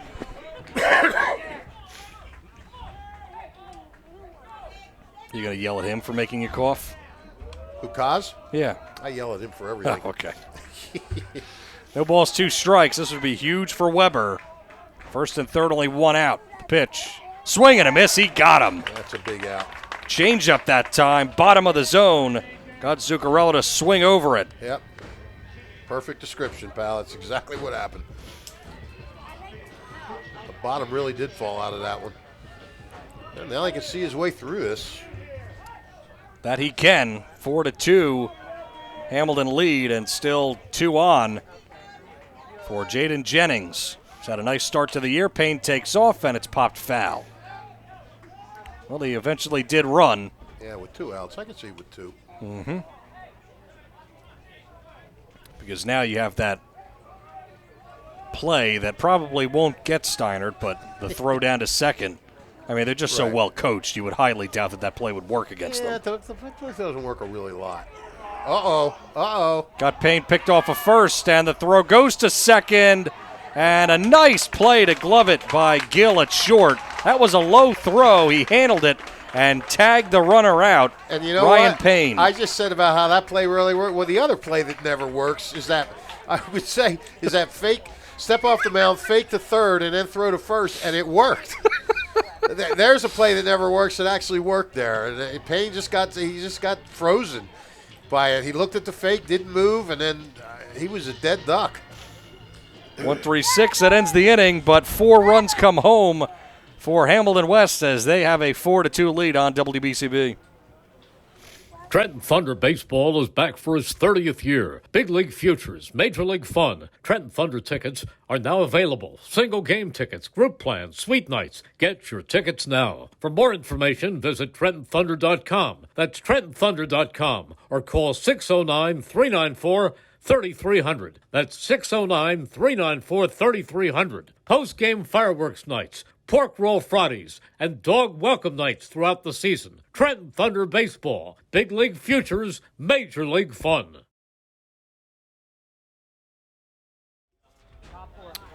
The car inventory in Mercer and Bucks Counties. Check out all new Hyundai of Trenton. All new Hyundai models, pre-owned cars, SUVs, all types of models. Hyundai of Trenton has the inventory ready for delivery at 1655 North Olden Avenue in Ewing Township. And since 1899, proud to be a part of your greater Hamilton Township community is Saw Funeral Homes. They have guided families in Mercer County since 1899. They're caring, dedicated, compassionate staff, always ready to go above and beyond to bring you clothes you deserve while celebrating the life of your loved one. SawFuneralHomes.com, proud sponsor of tonight's game. If you miss any of today's game, read about it in the Trentonian or Trentonian.com. Today's game brought to you once again by the Hamilton Township Education Association. Want to wish all of their students the best of luck. This message brought to you by the Hamilton Township Education Association. HDSD Summer Camp 2023 registration is open. Go Go to hdsdnj.org to register. Steinert will be up now. Ryan Tash leads things off after that inning seemingly in the field took them about an hour. Lots going on there, and give a lot of credit to the Hornets. They had a lot of tough at-bats and 3 hits that inning. Well, Bryce Bolognini had the at-bat of the inning. He did. Because that was a key. That got things started. It drove in a run. It kept a runner in scoring position, and he battled, and he was close to being out, down on the count. And that really set the whole inning in motion. Slapped down the first base side, but it goes foul and gloved by Bolognini over there.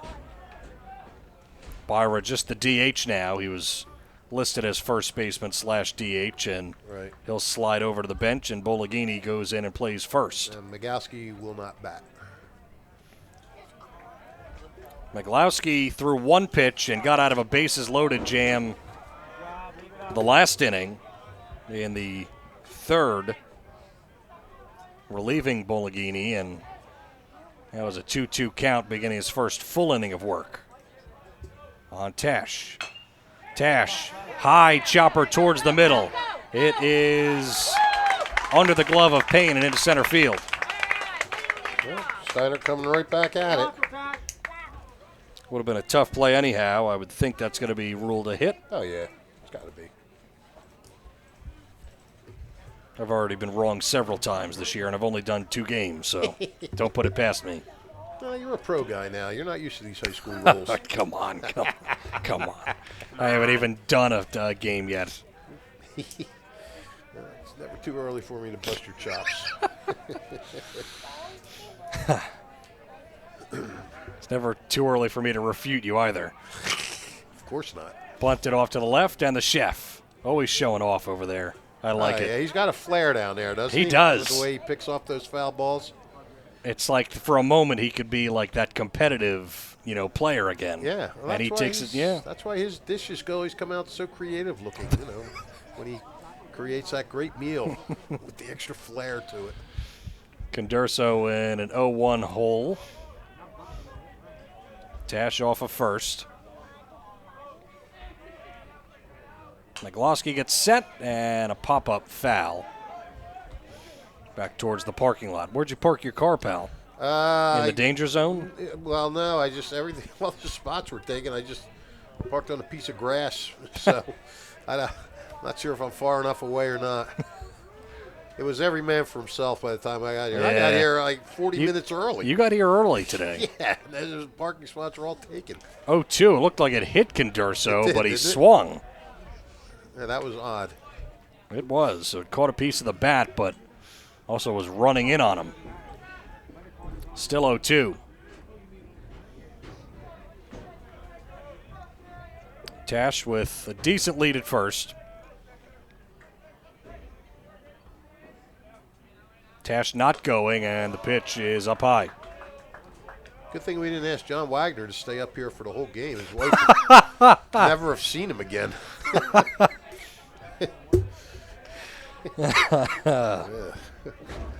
Hour and a half to play 3 innings.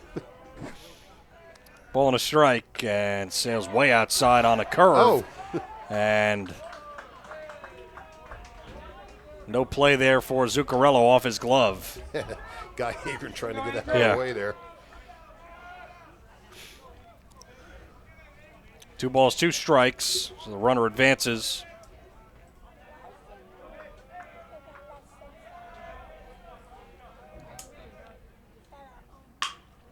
Hit to short, softly, and it's gloved by Jennings, and a good throw over to first to get the first out, so runner can advance that time. Condurso rolls over to short. Yeah, that's the dead worst spot you could hit it. Certainly one of. Yeah. You want to really try to get it to that right side if possible.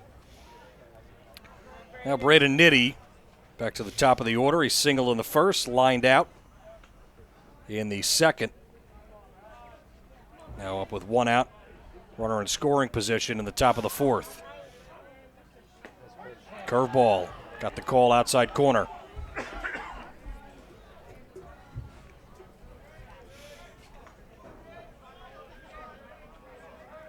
Nitty, one of those dependable players in Mercer County, plays like a great center field. Just like his brother was. Skies this one in the infield. McLosky, Zuccarello. It drops in fair ground, it looks like. Yeah. Wait. No, now they're ruling it foul. That looked awfully close. Yeah. That looked, oh, I don't know. So Nitty getting another chance, and it kind of hit around that spot in the box that's, yeah, you know. You can't see the line. The lines are all mushed. So, I don't know. Guy was standing right there. He was, yes. So. 0-2 to Nitty, who gets a new life in this at-bat. The pitch. Chases the curve way out of the zone, and he slams the bat.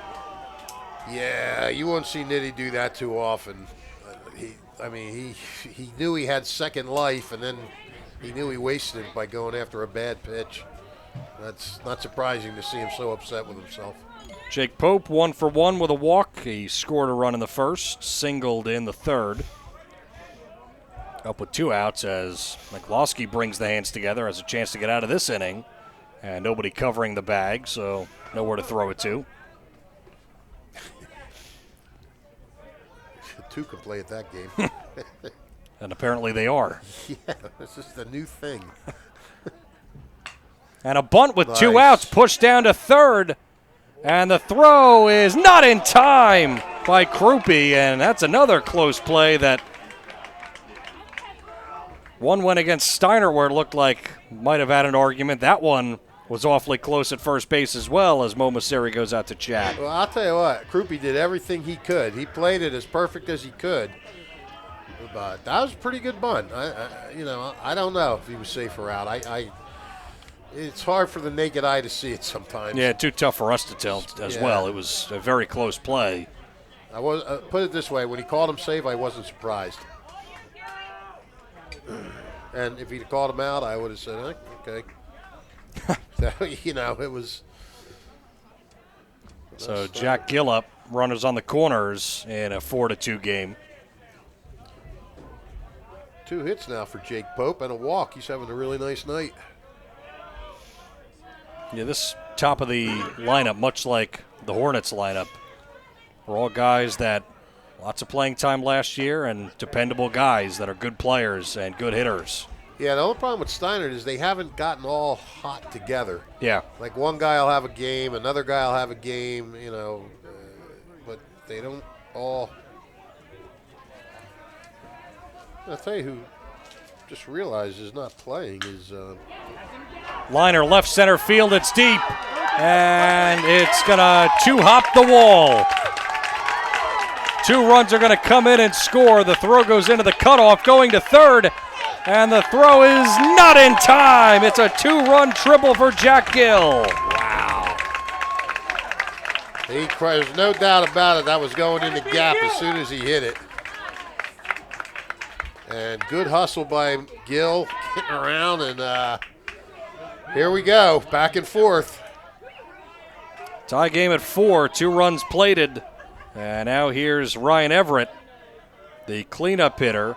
He's 1 for 1, has 3 stolen bases and a run batted in. Good curveball by Meglowski.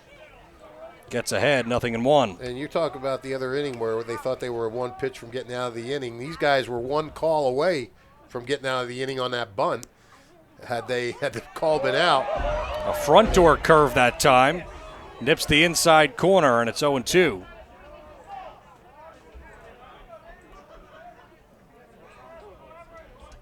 Everett takes a little bit out of the box. He didn't like that call. And Meglowski steps off. Well, Fish, the lights come on and some things changing. Yeah, that's a good point, my friend. These guys getting revved up. 2 away, the 0-2 pitch. Slammed on the ground to second, but right at Payne, who gloves it. High throw, but it's taken in by Bologhini. But a 2-run double by the 3-hitter Jack Gill ties the game. Triple, my apologies. Yeah, nobody wants to get gypped out of a triple. No, you're right about that, certainly. And that ties the game on 3 hits that inning for Steinert, and we're all knotted at 4 apiece on WBCB. Hi, Merrill Reese remind you to come back home to traditional Italian cuisine at the Revere Restaurant, 802 River Road in Ewing Township. You'll always feel welcome at the Revere. It's like stepping back in time where you'll feel like you're dining in South Philly or New York's Little Italy. Start your meal with complimentary Hoboken bread. Choose from a menu featuring fresh seafood dishes, succulent steaks and chops, or homemade pasta dishes. You can even eat at the bar. The Revere is open 7 days for lunch and dinner. Private room available for special affairs, plus catering. For reservations, call 609-882-6365. That's 609-882-6365. Come home to traditional Italian cuisine. The Revere Restaurant, 802 River Road, Ewing Township. 1490 WBCB Levittown and Trenton, and video stream live at WBCBsports.com. Your home for the best local sports in Bucks and Mercer counties.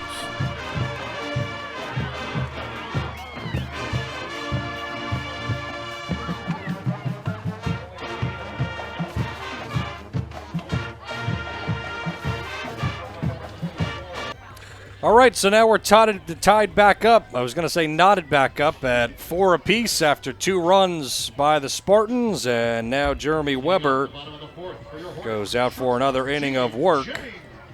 Just so you know, either one would have worked, knotted or tied. I know. Well, I kind of got tied up saying both. You got tongue-tied? Yeah, a little bit. Tongue knotted? That would also work in this scenario. Well, you know. That's why we're wordsmiths. Man, are you going to miss me? Oh, I'm missing you already, pal. Front door curveball, strike 1 to Jaden Jennings.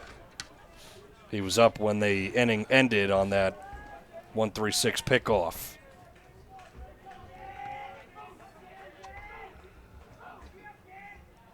Oh, one coming. Is scorched in the air down the left field line. Finaccio chasing after it, and he'll get there to make the catch in front of the track.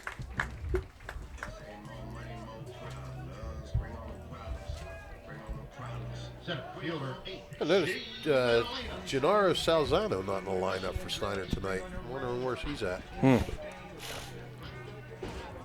He did get a couple of starts to start the season. Had some hits in one of the games. Yeah. Had a couple of hits. Now back to the top, and Madalena. Ball 1 in the dirt.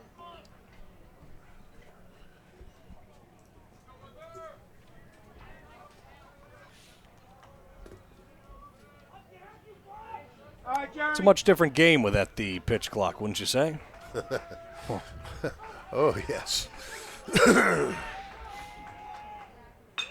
1-0 is sliced down the left field side. Finaccio full sprint, but won't be able to get it, and he disappears into the bullpen. Bye-bye, Christian. Oh, there he is. He's back. You didn't think he was going to leave, did you? You know, might grab a hot dog while he's out there. We've been playing a long time. I'm sure everybody's as hungry as I am by now.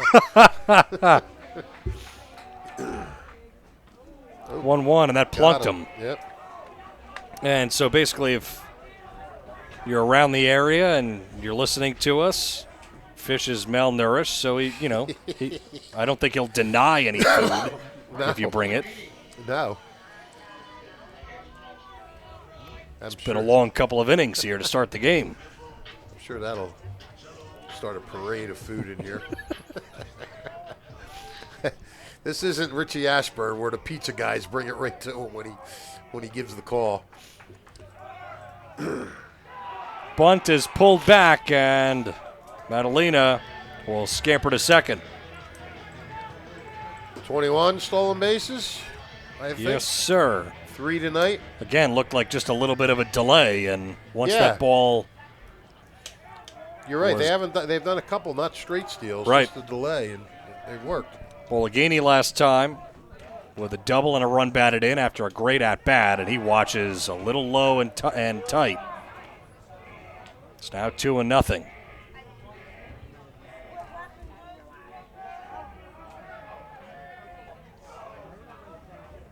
Runner in scoring position with only 1 out. And Weber getting set to deal. Kicks and fires. It's Line softly towards the middle. It's gloved by Pope, and that's going to save a run. He kept it on the infield. It's another hit for Bryce Bologhini. And you know what? That was interesting because it looked like that ball hit and then started bouncing away from him. You know, it didn't look like it was going straight. It looked like it kept going a little to the right of him. So he had to keep staying with it, and he did a great job, like you said, to keep it in the infield and stop a run from scoring. Runners on the corners now for the 3-hitter, McNamara.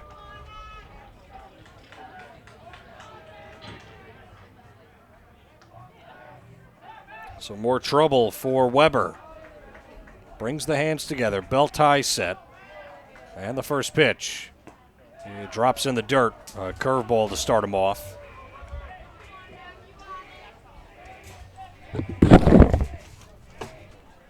Jeff Plunkett here, bringing in something. Not food. No, I was kind of hoping when that door opened, somebody was listening. Curveball hit hard right to second. Pope, and the throw goes high and into left field. So the run comes home. That almost was a chance to turn 2, but Pope tried to get it to Gill at short, but the throw was too high and off the glove. Yeah, that's, you rush it a little bit trying to get to 2.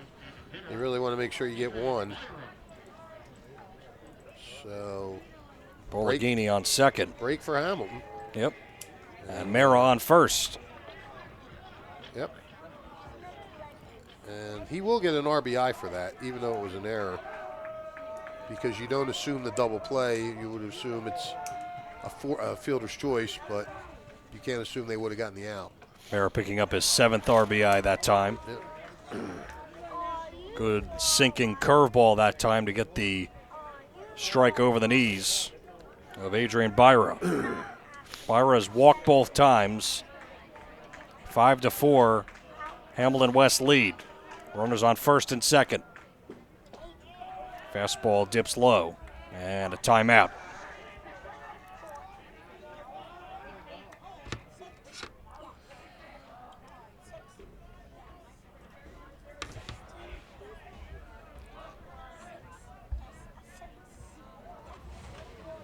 Byra at 364 has an RBI. He's been hitting a lot in that cleanup spot for Mo Masseri. 1 ball, 1 strike. Weber coming set, left leg kick, the pitch. Another curve. It's hit softly to center. Nitty played him perfectly, was right there. Came in a few strides and made the easy catch. It's a big out. Real big out. Yep, two down now. And yeah, Nitty did not have to move. He moved his feet a little bit, but he really didn't need to.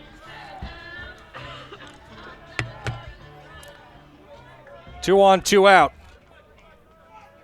1 run home for Hamilton West to take back the lead 5-4. Facing Bonilla now is Weber. 3 straight curveballs to start off the last 3 batters. Missed that time with it. You would think they might start sitting on that, no? Maybe. But that one wasn't one to swing at, so. Well, yeah.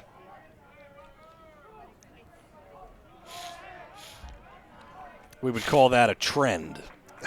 There you go. Love the trends. Moves his feet away from the fastball. Both runners trying to advance. The throw from Condurso is late to third base as Bologhini had a really nice read. You know what I've noticed on these delayed steals? They all come on balls in the dirt. It seems like when he has to go down to get it, Mo tells him take off. Have you noticed that, or yeah. Am I seeing things?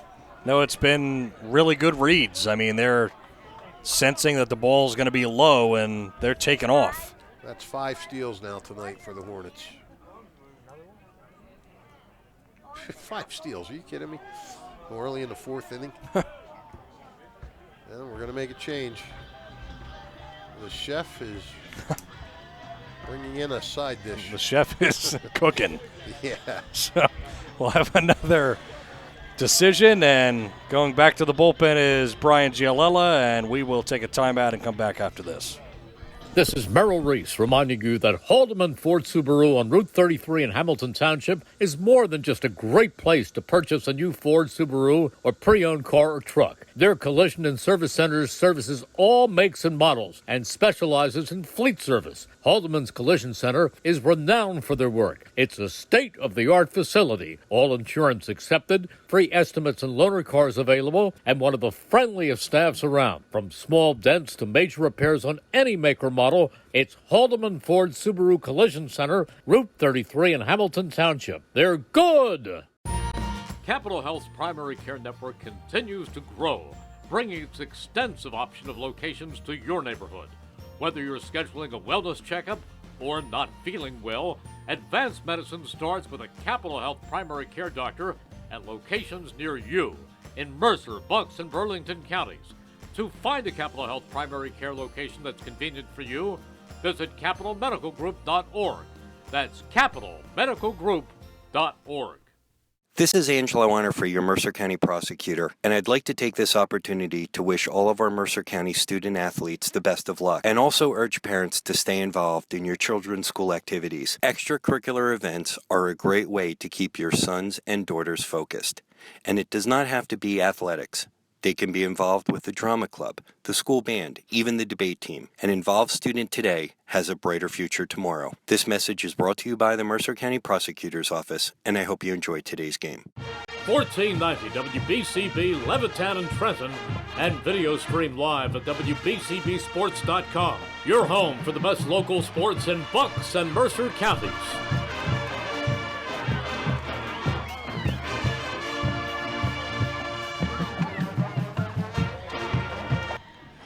5-4 is the score. As another change, it will be Wolak, Andrew Wolak. He has been the man this year. 7 2/3 scoreless innings out of the pen. Yep, just 2 hits, 2 walks, and a strikeout. Yep, he has been absolutely fantastic. And a really nice kid. We had him on after the game against Allentown. Had some good things to say. He's a good guy. Yeah, a lot of these kids on both of these teams have been a lot of fun to talk to, especially over the years, and these younger guys even. Yeah.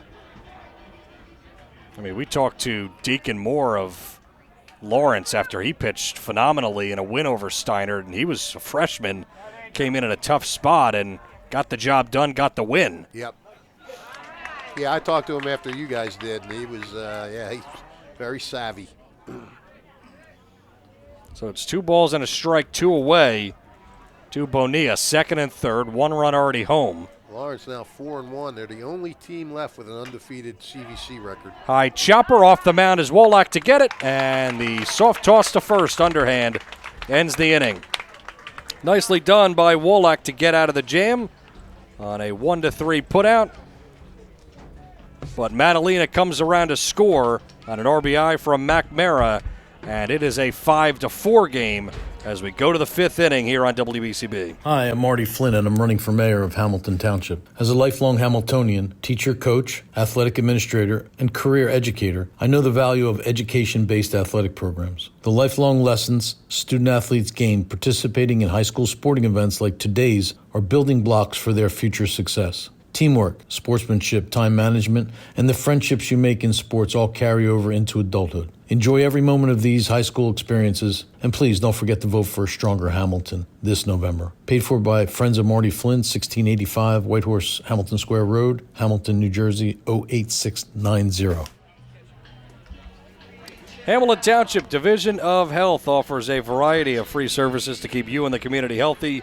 It's important for everyone to stay up to date on recommended vaccines. You or a loved one homebound. The division's caring nurses will bring the vaccine to you. For families who may be underinsured or uninsured, the division offers free routine vaccinations for children. Most residents in Mercer County can take advantage of clinics. And for eligibility and everything else, check out their website, hamiltonnj.com/health. Check out the Italian People's Bakery, 63 Butler Street, for the rolls, deli meats, and the pastries. They offer catering as well. Go to 63 Butler Street for the Italian People's Bakery. Been there since 1936. Leading off the top of the fifth for the Spartans, left fielder Christian Finaccio. Finaccio will lead things off in the top of the fifth. It's almost nightfall here at Bob DeMeo Field. Keith Noonan, Rich Fisher on hand for this one and shaping up to be a good one. Yeah. Another tight matchup with these two teams, and Steinert has played the ultimate tight matchup schedule. Their run differential just +1 so far this season, and they're still 3-2. Yeah, I mean, every game has been 1 run or 2 runs. I think I think every game has been. I think the most has been 2 runs. Yeah, I think you're right. They beat Allentown 4-2. Everything else was 1 run. 2 balls and a strike on Finaccio. Wouldn't that make their run differential 2? McLowski deals, and it's a bit outside, 3-1. So opening day, beat Notre Dame 3-2. They lost to Lawrence 5-4. They lost to Nottingham 3-1. Oh, there you go. 2-2. So 2 2-run games. Correct. A 2-run win, and then they beat Hillsborough 3-2, and they beat Allentown 4-2 as a walk is issued to Finaccio. Yeah, but I mean, that's 2-run games are still. Yeah. Oh yeah. No. Yeah. It's they're playing a lot of tight games, and I actually talked to Brian after that Lawrence game. You know, he came out with 2 close games with Notre Dame and Lawrence. He said, hey, it's great. It's great to get battle tested this early. And the throw gets away. Go three. And heading to third base as Bologhini gets it in. A strong throw, and that gets by. But nice backing up by Bonilla out in left field and foul ground. Well, Hamilton is digging its own hole here. Tying run immediately goes to third base with nobody out. No, he wouldn't have made it. The guy was backing him up, plus he was out of gas. So Ditta will go back to the box. Pitch has not been thrown to him yet. Nope. McLowski tried to throw over, and it was not an accurate throw. Ditta's had some chances up the plate. He's had guys on base for him. First pitch, that gets away to the backstop. And tie game. Finaccio slides in safely. That was just a pass ball. That was not in the dirt or anything. Just went off his glove. That it did. Phew, you talk about an ugly run. A walk, an error on the pickoff, and then a pass ball. Yikes. Somebody on the stands just said that was like a home run. The old home run walk. We did.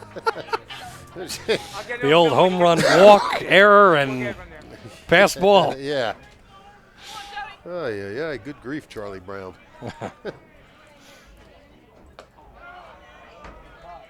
Fastball stays upstairs.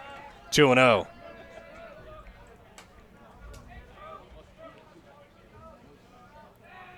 McLowski coming downhill. Good slider outside corner. There's no one behind me, right? 2-1. There so I can stand right back still. And the pitch. I brought a chair. Caught the outside corner. High fastball, top of the zone. 2 balls, 2 strikes.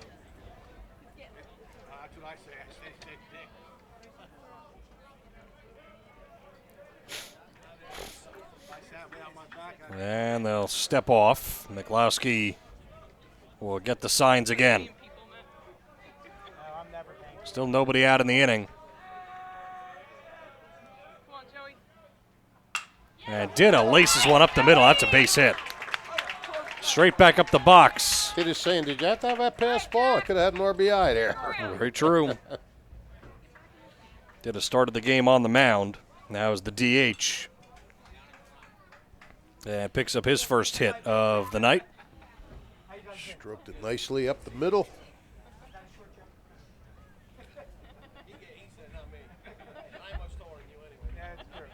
Steinert's hitting the ball tonight. 7 hits. Yeah. Both these lineups are showing what they're capable of. And 6 different guys have hits for the Spartans now. looks like we have a timeout. Pinch hitter. Hitting number 33, Mason Grant. Mason Grant is coming in to hit. Wait a minute. He said 33. That's 23. Dan Graziano. That's what I thought Dan as well. Graziano. Dan Graziano. I thought it was 23, but it was announced 33. So 23, Dan Graziano. Kevin is fired. Go in there right now. Just drag him out by the collar. Him and his I'll leave that to you. him and his who's on first. You like that. You've told him. I know. Graziano evidently a good bunter. He pushed it past the mound. That's going to be a hit. Wow, and he showed some wheels. See how fast he got down that line? My goodness. I did. Good job, Greg. That was for you, Grandma. Dan Graziano. I have to guess How his about that? father is the Dan Graziano that played for the Steinert State champions way back in the early 90s, or late 90s, I mean. And also played for the Nottingham Little League team that I covered in '86 that won the state championship. Another meeting by Coach Mayo. Nays. It's habit forming. I figured you did it last time. You were going to do it again if I didn't. Well, not anymore. It's reminding me of food. It's reminding me that I want a hoagie. Well, another not good situation for the Hornets and a great one for Steinert as we get the meeting at the mound. 1 run already home on a walk, and then an error on a pickoff throw over to first, and then a pass ball allowed him to score in Christian Finaccio, and then a single, and then another hit. Graziano bunted it past the mound and into no man's land. Now Ryan Tash will have an opportunity. Tash singled in the third and had a sacrifice, 1-3 put out. And he's looking to square again. And he does. Bunts it back to the mound. Maglowski goes to third and gets the force out. Good play by the pitcher, Maglowski. I got to work on my bunt, reading my bunts. This is 2 games in a row now. I said, good bunt, and they got him at third. I'm just going to shut up. So Dida erased on a good play. Yeah, it was a good play. Should have been a good bunt. Well, to be fair, he did get the bunt down. I just thought I didn't think they'd have a play at third. I was definitely wrong. Look at that. I knew it was going to work one way or the other. Ball gets to the backstop, and both runners advance.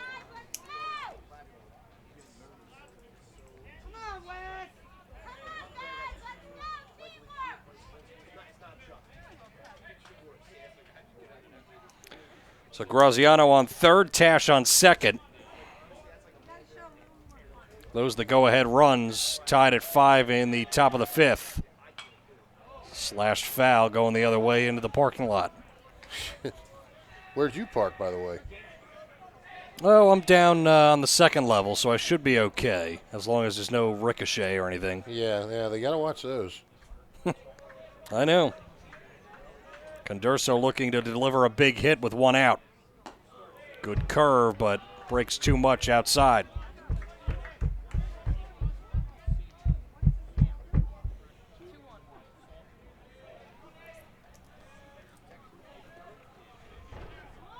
Two balls and a strike. Maglowski comes set. The pitch. Fastball fouled away. 2-2.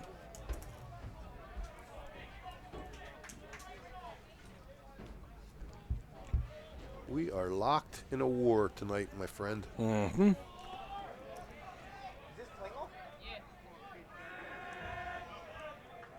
2 balls, 2 strikes. Swing and a miss. He got him. High cheese. Yep. 2 down.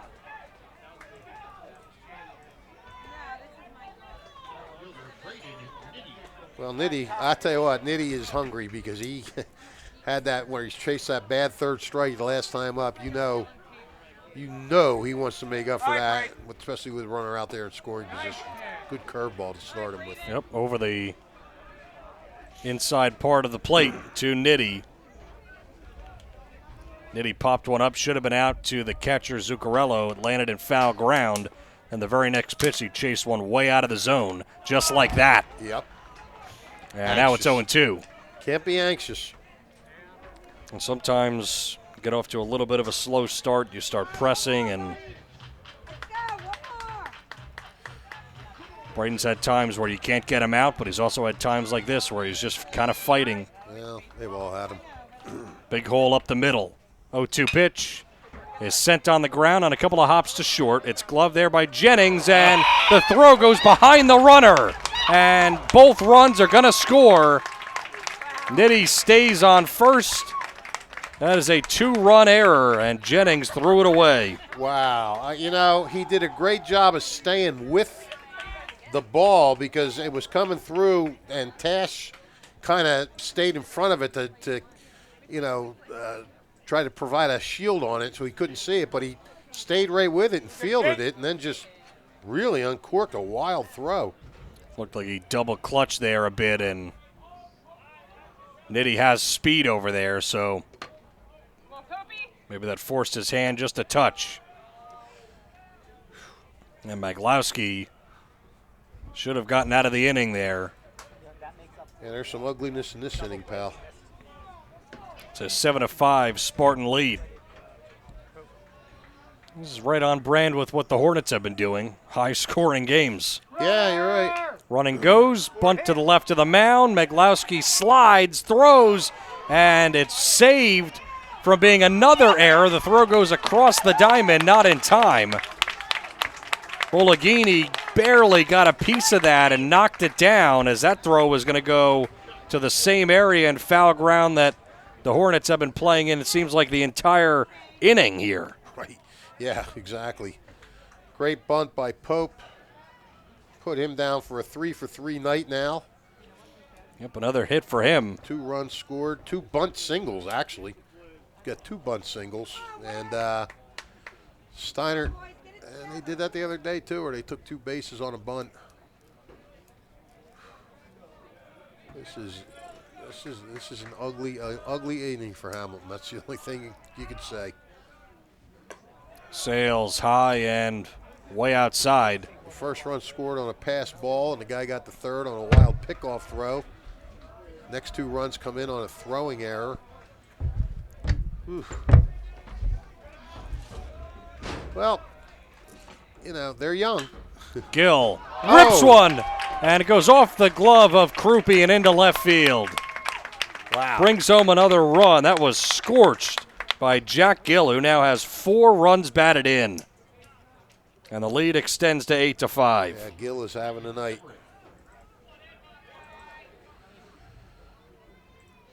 Two hits, 4 RBIs for Gill.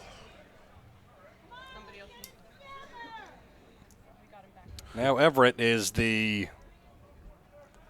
10th batter in the inning, rather 9th batter. Yeah, 9th batter, yeah. First and second. Well, that ball got on him quick. He could have gloved it, but he really probably didn't even have time to get the glove all the way open. You know why they call it the hot corner? Yeah. That's right. That ball comes at you hot.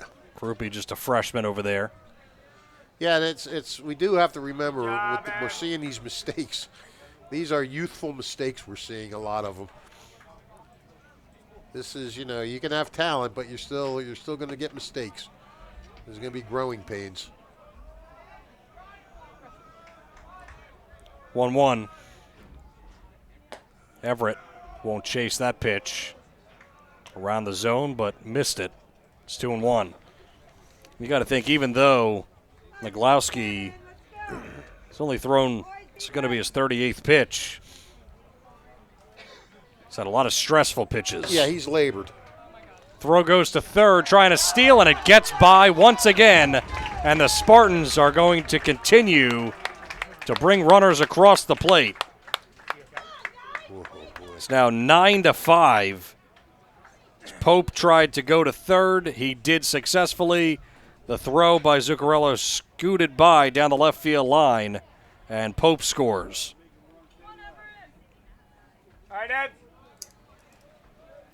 Every run has come across, no, except for the RBI single, has come across on either an error or a pass ball. And there's the walk to Everett. The inning will continue.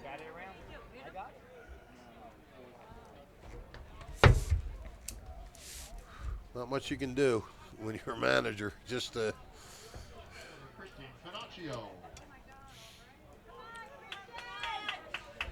now Finaccio takes his second turn. Well, he started this off with a walk.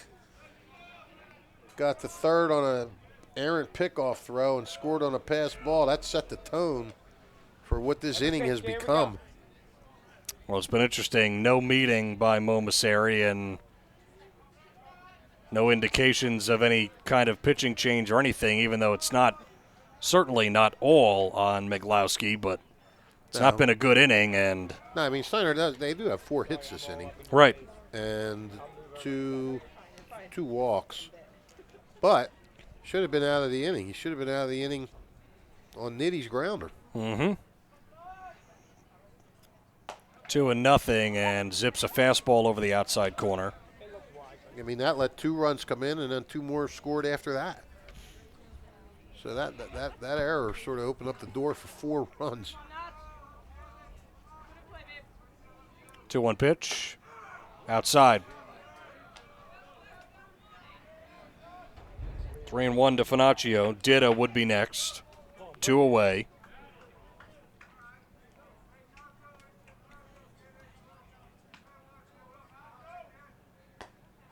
(3-1) doesn't get the call on the outer half. Go, Wes. Get him out. 2 walks in the inning for Finaccio.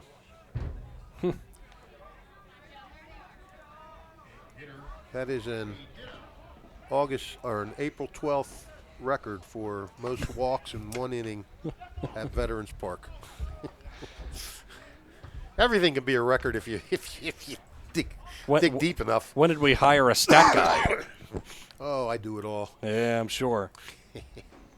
Payne coming in from second to talk to Miglowski, and this is something that we talk a lot about in basketball with coaches using timeouts, not using timeouts, letting runs happen, stopping runs, and right now Mo Masseri is letting these guys try to find their way through what has been a complete mess this inning.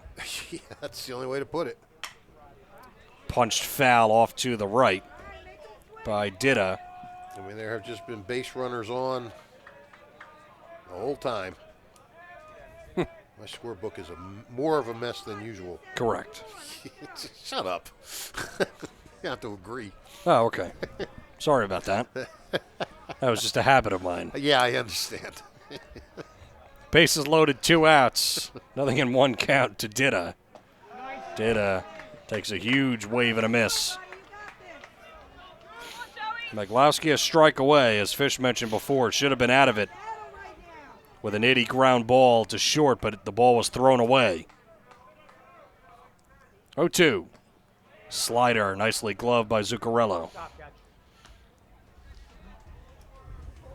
Here's the thing. I doubt Hamilton thinks they're out of this thing. You know? Yeah. We watch them battle constantly under Mo's leadership. That game against Allentown that you guys had, they bring the winning run to the plate when they were down 3 in the 7th. And it never felt like they were out of that game either. Slider curves outside. 2-2. But you got to shake off some bad karma from this inning. I mean, man, this has been yikes. 2-2. High chopper over the mound. No man's land. Jennings charges. He has no play. That's the way that the inning has gone. You took the words right out of my mouth. There's the inning for you right there. Whatever can go wrong will go wrong. Made a pretty good pitch, but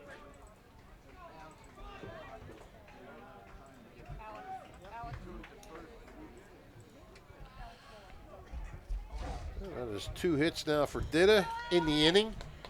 He sets an April 12th record at Veterans Park for most hits in an inning. The records are falling right and left here. That's incredible. Isn't it, though? The record books are just being rewritten right in front of our eyes. The April 12th record books. Is it April 12th? I don't even know. Is that the right I believe it is. You know, I showed up and the point guard thought that it was Tuesday. So I'm not sure how she made it to the ballpark because on Tuesday I'm pretty sure we didn't have a game. Yeah, I guess she wanted to be really early. Correct. If she thought it was Tuesday and the game's Wednesday, she was here. Yeah. I thought I was early. Yeah, we were together at Notre Dame. Yeah, she should have been at Notre Dame if she thought that in the morning as well. Maybe she did go. Who knows? Not me. What do we have a pinch hitter here again? I'm taking a look. Alex, no, this is Wallach hitting now. Wallach, okay. All right. Graziano hit for Lambert last time. Now it's Wallach.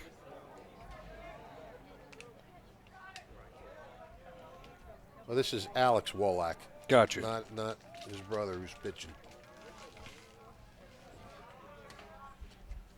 There you go. Fastball down the middle. 3-1, in danger of walking in a run. 6 already home here for Steinert. They've opened up a 10-5 lead. And the pitch. Wallach lays off, and it's ball 4, walks in a run. Everett comes around to score.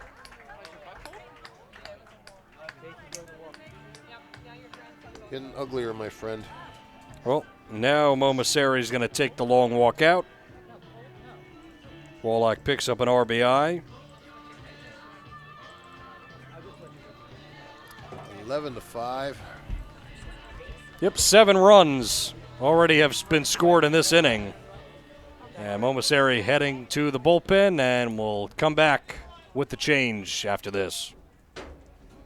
Hi, Merrill Reese remind you to come back home to traditional Italian cuisine at the Revere Restaurant, 802 River Road in Ewing Township. You'll always feel welcome at the Revere. It's like stepping back in time where you'll feel like you're dining in South Philly or New York's Little Italy. Start your meal with complimentary Hoboken bread. Choose from a menu featuring fresh seafood dishes, succulent steaks and chops, or homemade pasta dishes. You can even eat at the bar. The Revere is open 7 days for lunch and dinner. Private room available for special affairs, plus catering. For reservations, call 609-882-6365. That's 609-882-6365. Come home to traditional Italian cuisine. The Revere Restaurant, 802 River Road, Ewing Township. Fly a rocket, save the tigers, hike the mountains of Peru. There is nothing we can't do when we read. April is School Library Month. School libraries are magical places where students fall in love with reading and learning. NJEA members honor the important role that school librarians play in cultivating creativity and supporting student success. New Jersey schools are #1 in the nation because we prepare students to be successful in school and in life. This message is sponsored by the New Jersey Education Association and this radio station.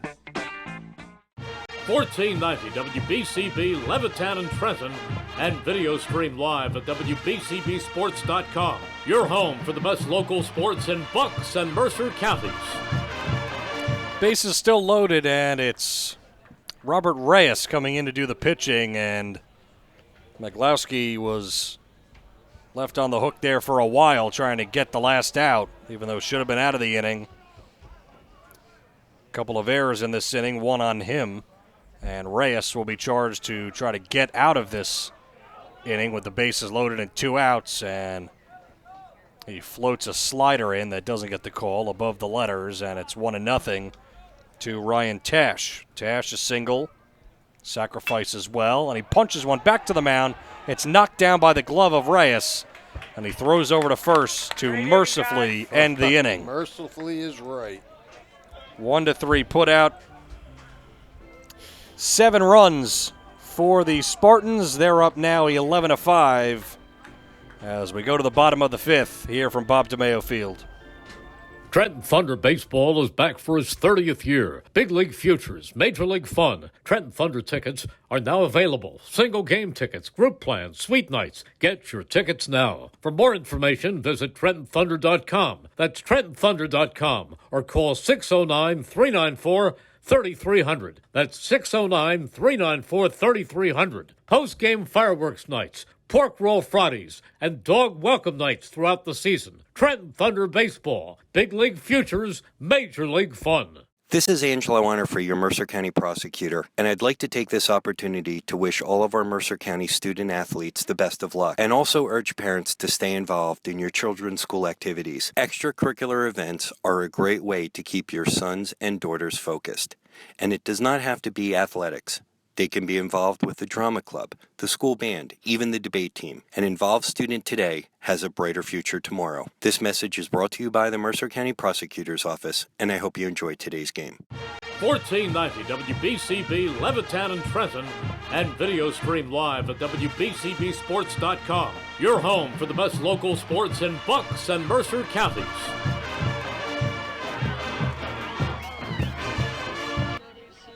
Back here at Bob DeMeo Field as the long inning has ended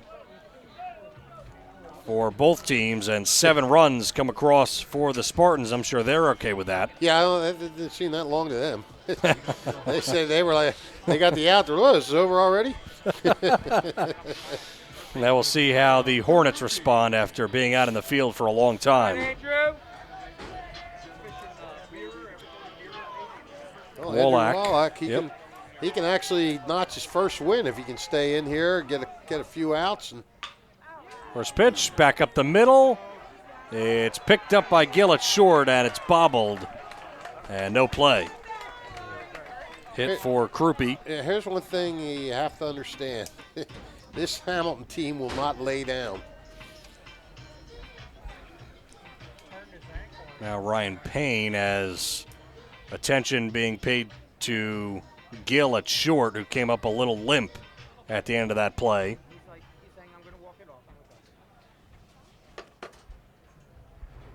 What did you have in that last inning? Just two errors, right? But they were big ones. They both let runs score. I believe I had 3 errors. 3? Okay. I did. Yeah. There was an E1. Oh, the E1, there that's was an right. E2, and then there was an E6. Yeah, yes. yeah, and they all led to runs. 3 errors, a pass ball, 5 hits, 1, 2, 3, 3 walks in that inning. Now Ryan Payne. Wallach gets set from the belt, deals. Fastball popped foul.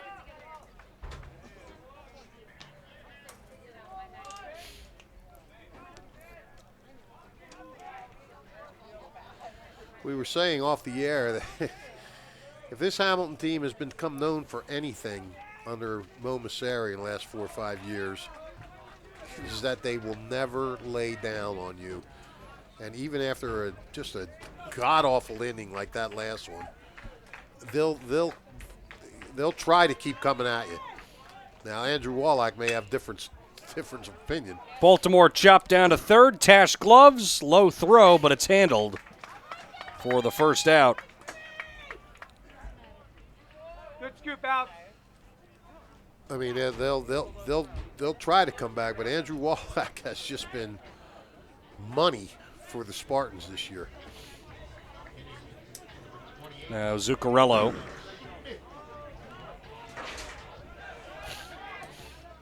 It's going to be a pinch hitter, it looks like. Yeah, who do we got there? Jacob Smith is in the game. Oh, very good. Smith yanks one to short. Gill knocks it down, but no play. That kind of took a bad hop on him, It did. I think. Yeah, I don't. Do you award a bad hop single there, or what do you do? I would not. All right.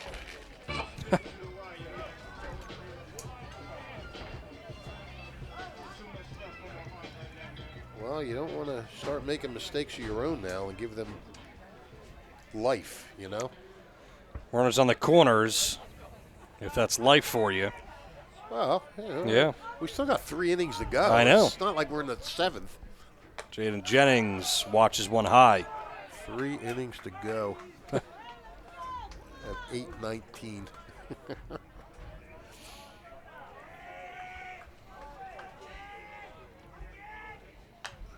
Pitch popped up off to the right over the Hornet dugout foul.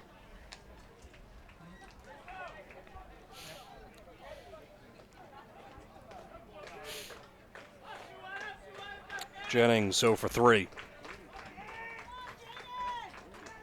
Wallach deals. Curve that didn't break. 2-1.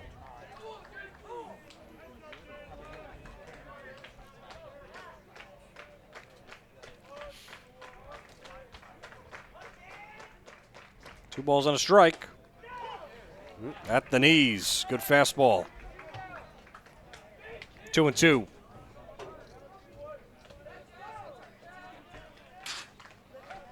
One away. They're on the corners. The pitch. Fisted to second. Pope goes to first. Will allow the run to score, an RBI. But that's the second out of the inning. So Jennings has his 4th run batted in.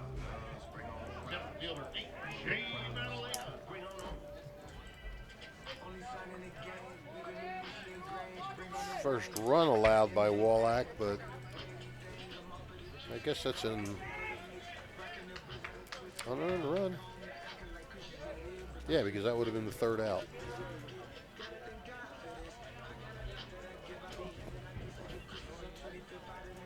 Looks like Smith is coming off.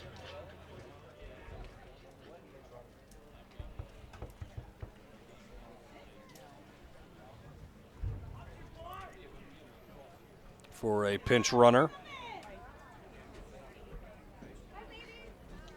Isaiah Helius will come in to run.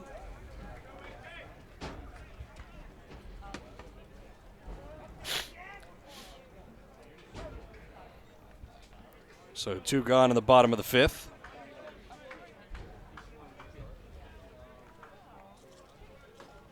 Everybody might get in the game today, Flash. True. You know? Guys that aren't even on the roster might come walking up. Think you'll get an at-bat? Let's hope not. You think this game's ugly now? Well, I was hearing that you have a bad back. Yeah. Yeah, you heard me talking to Big Mo, huh? I heard something. Yes. Something about a bad back. Been impeding with my you. walking. Because Yeah. when I walk the streets of Hamilton, Mo's driving around in his Township vehicle, Big Mo, and always beeps and yells to me. So mentioning how he hasn't seen me in a while. I said, I got a bad back. 2-0 pitch. Hit the other way, foul. I would never know who it was, except it's a Township vehicle, and that's the only guy in the Township vehicle that yells out to me. Although sometimes I see Steve White out there, too. He drives around, so. 2 balls and a strike. With 2 away, Helios off of second. In the dirt. Now 3-1.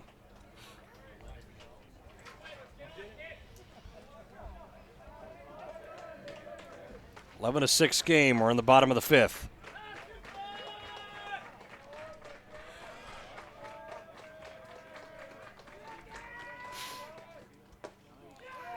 Just a touch low. Madalena works a walk. Yeah, really can't do this now when you're holding this kind of a lead. You got to fire strikes. Here's Bologhini, who has been a big reason why the Hornets have put up 6 runs. Double and a run batted in and a single. Also scored a run. Been on base 3 times. Takes a slider backdoor. Called strike 1.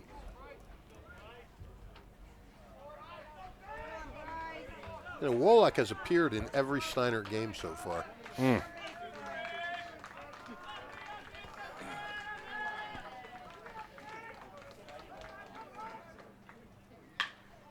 punch to third. And step on the bag by Tash. That was nice to get in front of that. Yeah, he had to dig that out.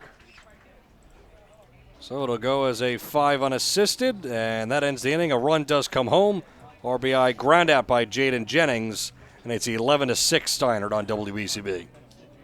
Trenton Thunder Baseball is back for its 30th year. Big League Futures, Major League Fun. Trenton Thunder tickets are now available. Single game tickets, group plans, suite nights. Get your tickets now. For more information, visit TrentonThunder.com. That's TrentonThunder.com or call 609-394-3300. That's 609-394-3300. Post-game fireworks nights, pork roll Fridays, and dog welcome nights throughout the season. Trenton Thunder Baseball, Big League Futures, Major League Fun.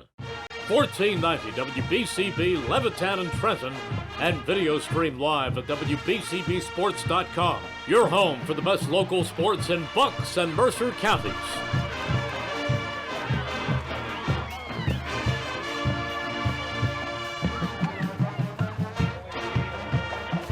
Proud to be a part of greater Hamilton Township community is Saw Funeral Homes. Saw Funeral Homes, fourth-generation family-owned business, proudly supports their community. They've guided families in Mercer when they needed it most. Caring, dedicated, compassionate staff, always ready to go above and beyond to bring you clothes you deserve while celebrating the life of your loved one. SawFuneralHomes.com. They're a proud sponsor of today's game. They hope you enjoy it. Don't forget, if you miss any of tonight's game, read about it in the Trentonian or Trentonian.com.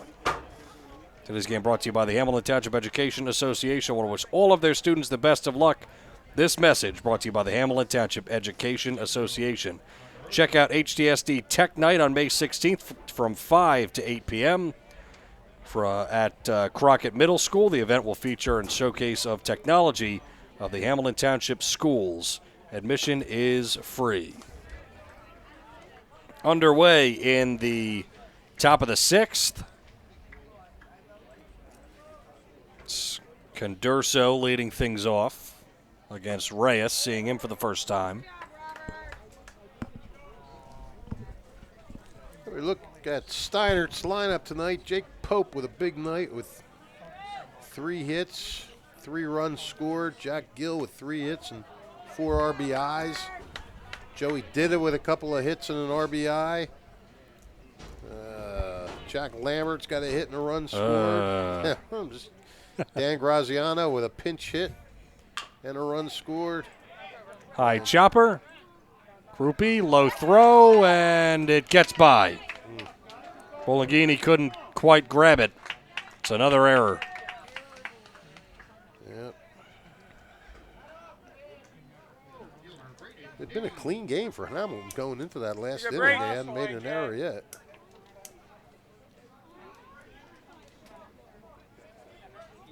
But they're starting to pile up now.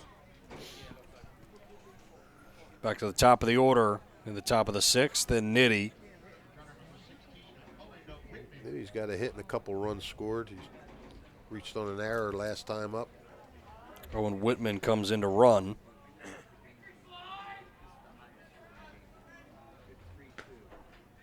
Strike one.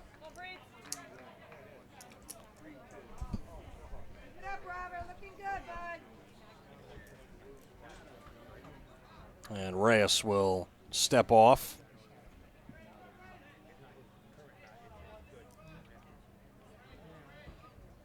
Nitty singled, and then outside of that, he's 0 for 3. So 1 for 4 night. Takes a big rip at a slider. Nitty has chased that pitch tonight. Yeah, a couple times. 0-2.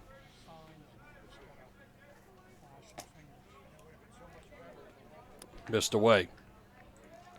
I heard from the point guard that my Phillies went down again today.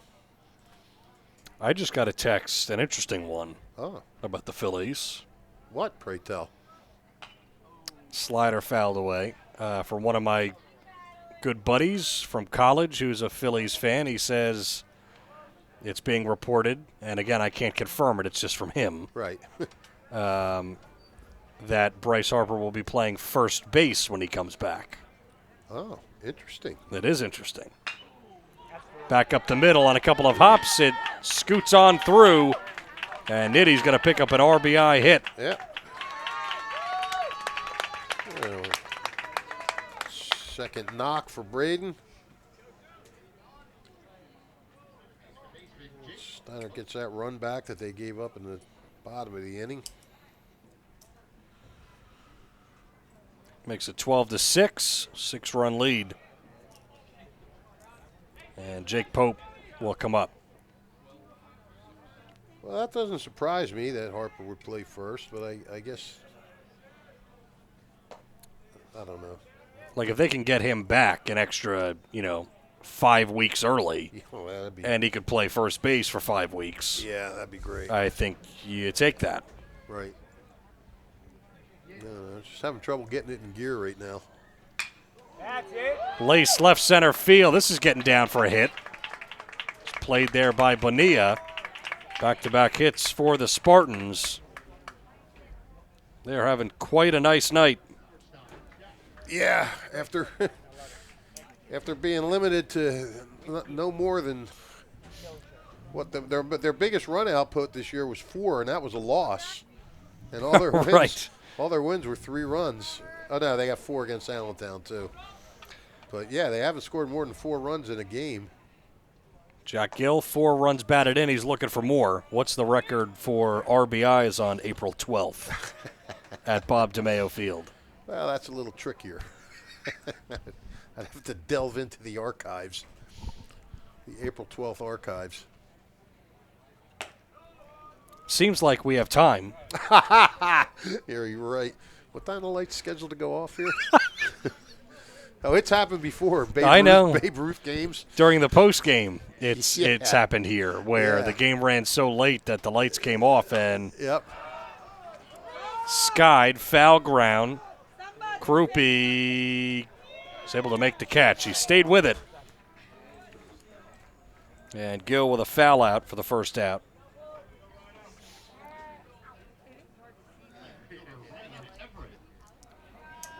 Brings up the cleanup hitter, Ryan Everett. I haven't seen John Wagner leave yet. This is pretty much past his bedtime. It's getting close to yours. Why? I got my tomorrow. You know, my Thursday is my 5:30 wake up call. I gotta Yeah, get you up. know, I have to get up early as well tomorrow. Yeah. That one hit Everett. him. Bases are juiced. I haven't seen this from Steinert tonight. What, the bases loaded? Nah, are they all? Well, Finaccio has been the walking man tonight. Yep. Strikeout and 3 walks. And 2, which set a record. Yeah, in one inning. In yes. one inning, yes. Reported by Rich Fisher. I'm on it. Oh, well, Reyes is trying to get a ground ball or a strikeout. Bases loaded and only 1 out. So he faces Finaccio, who's ahead in the count. Reyes coming home. It's way inside, 2-0.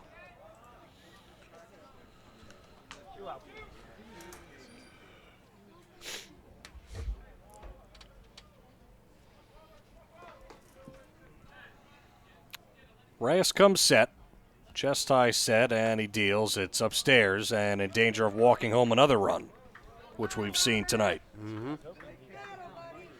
We've seen runs score in a lot of different ways tonight. That we have. Errors, pass balls, hits, walks. 3-0, zips the fastball down the middle.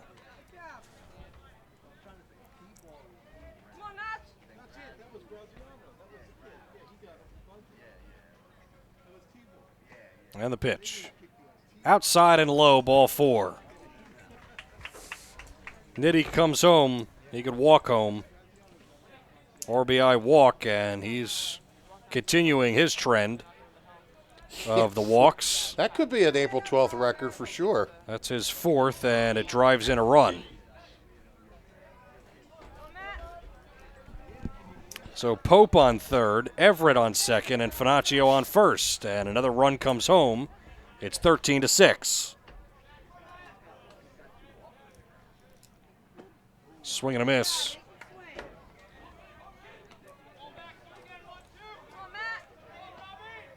Matt Jones, the pinch hitter for Ditta, who started the game on the mound. Zuccarello, it scoots on by. A wild pitch that time, plates another run.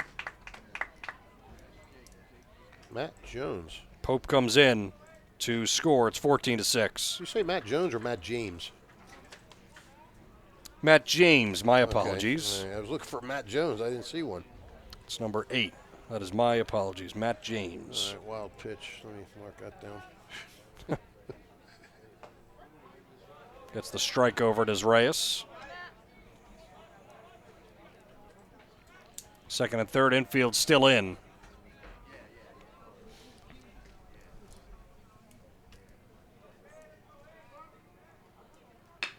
Jones tops one towards short, under the glove of Jennings and into center field. That's the beauty of hitting with the infield in. You didn't have to hit it that hard, but they're in, so you got it past them. Everett scores. RBI hit for James, not Jones. Productive pinch hit for Matt James. Good for him. Finaccio goes to third now.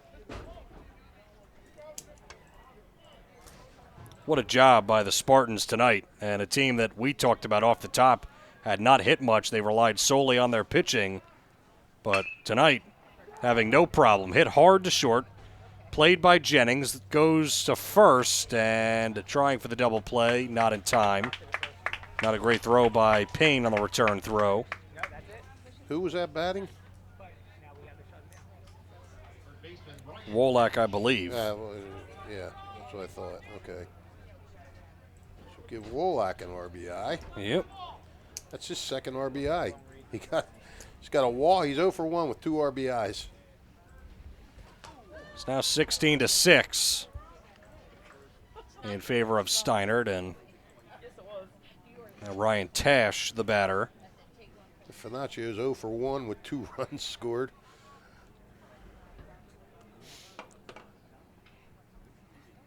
Well, this game started as a real war. Yeah, it did. Hamilton West at one point, Fisher's up 5-4. Yeah, and 4-2. Right.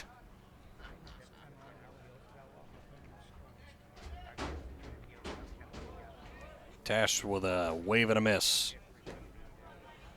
2-1. There you go. Flash, could you read that? If you had to. I am holding in my hand the scorecard from hell. I would need the artificial intelligence to scan that thing and tell me what's going on. Exactly. That's why I do it this way. I don't want anybody to break the code.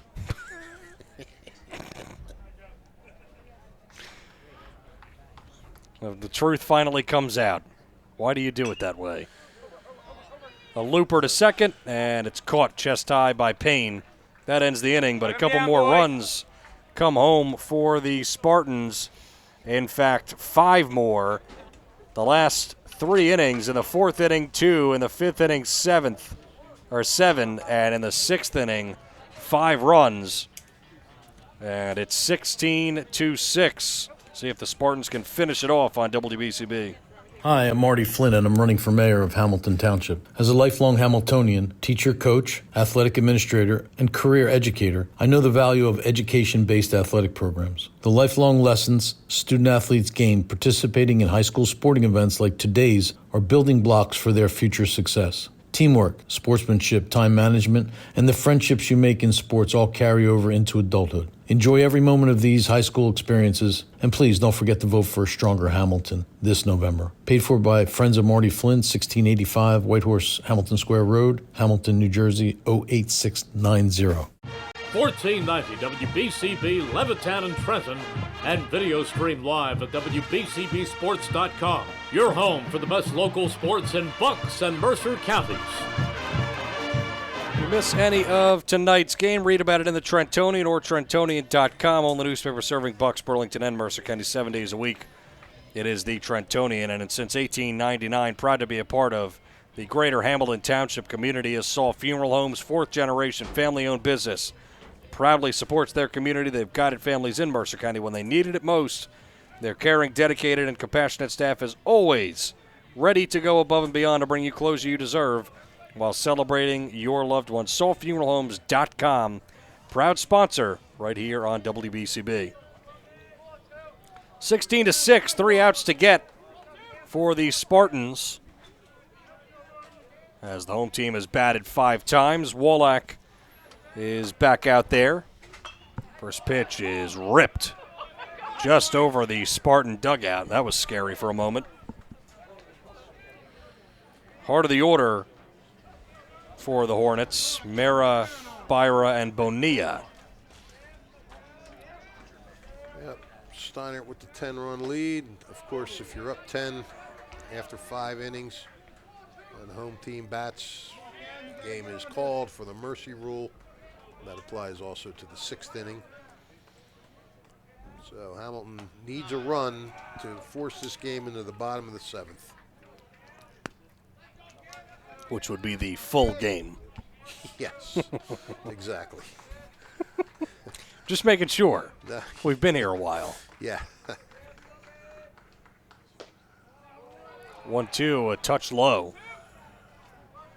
Well, you know, my final few games here before I trek off. Mm-hmm. You might as well get a clunker. You might, well, you know, we might as well spend, you know, a couple of hours together. That's true. Well, sent the other way, base hit for Mera.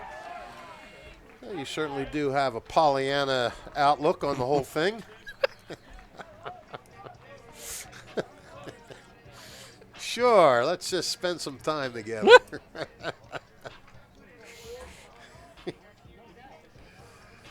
Simeon McDaniel, the pinch hitter. That was Cam Bogart who just pinch hit and got a hit. Okay. I guess we'll just see a slew of pinch hitters now. Now it's Simeon McDaniel, number 4, hitting for Byra.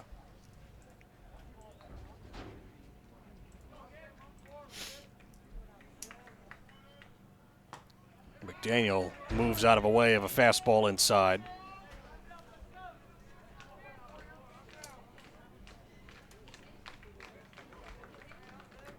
Two and nothing. The pitch popped foul.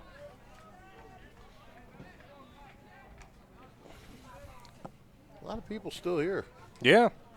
I guess I got to give their kids a ride home. I don't know if the buses brought them here tonight.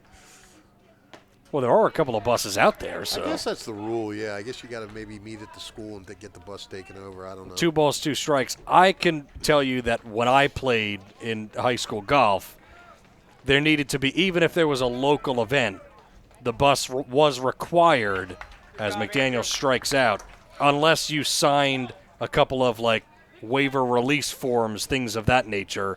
So it was like hoops to jump through that maybe some people don't take, which you can't really blame them. Right. But, you know, it's such a regimented thing with teams that maybe you want to keep the routine the same, too. Hey, when we're playing not at our field, we want to take a bus. And then the COVID year was strange because, I mean, among other things, because that, you know, tournament that we covered was great, and all the you watched all the players drive themselves, or majority of them. Right, yeah. So that was, you know, a lot of fun that at least they got that type of event going. Henry Jimenez batting, by the way, pinch hitting for the Hornets. What was that called? You know, I always called that the wrong thing. The last dance? You got it right. Oh, okay. All right. He says I call it the wrong thing, and then finally got it right. He gets it right a couple of years later. Yay me. Swing and a miss. Henry Jimenez. You guys beat Nottingham?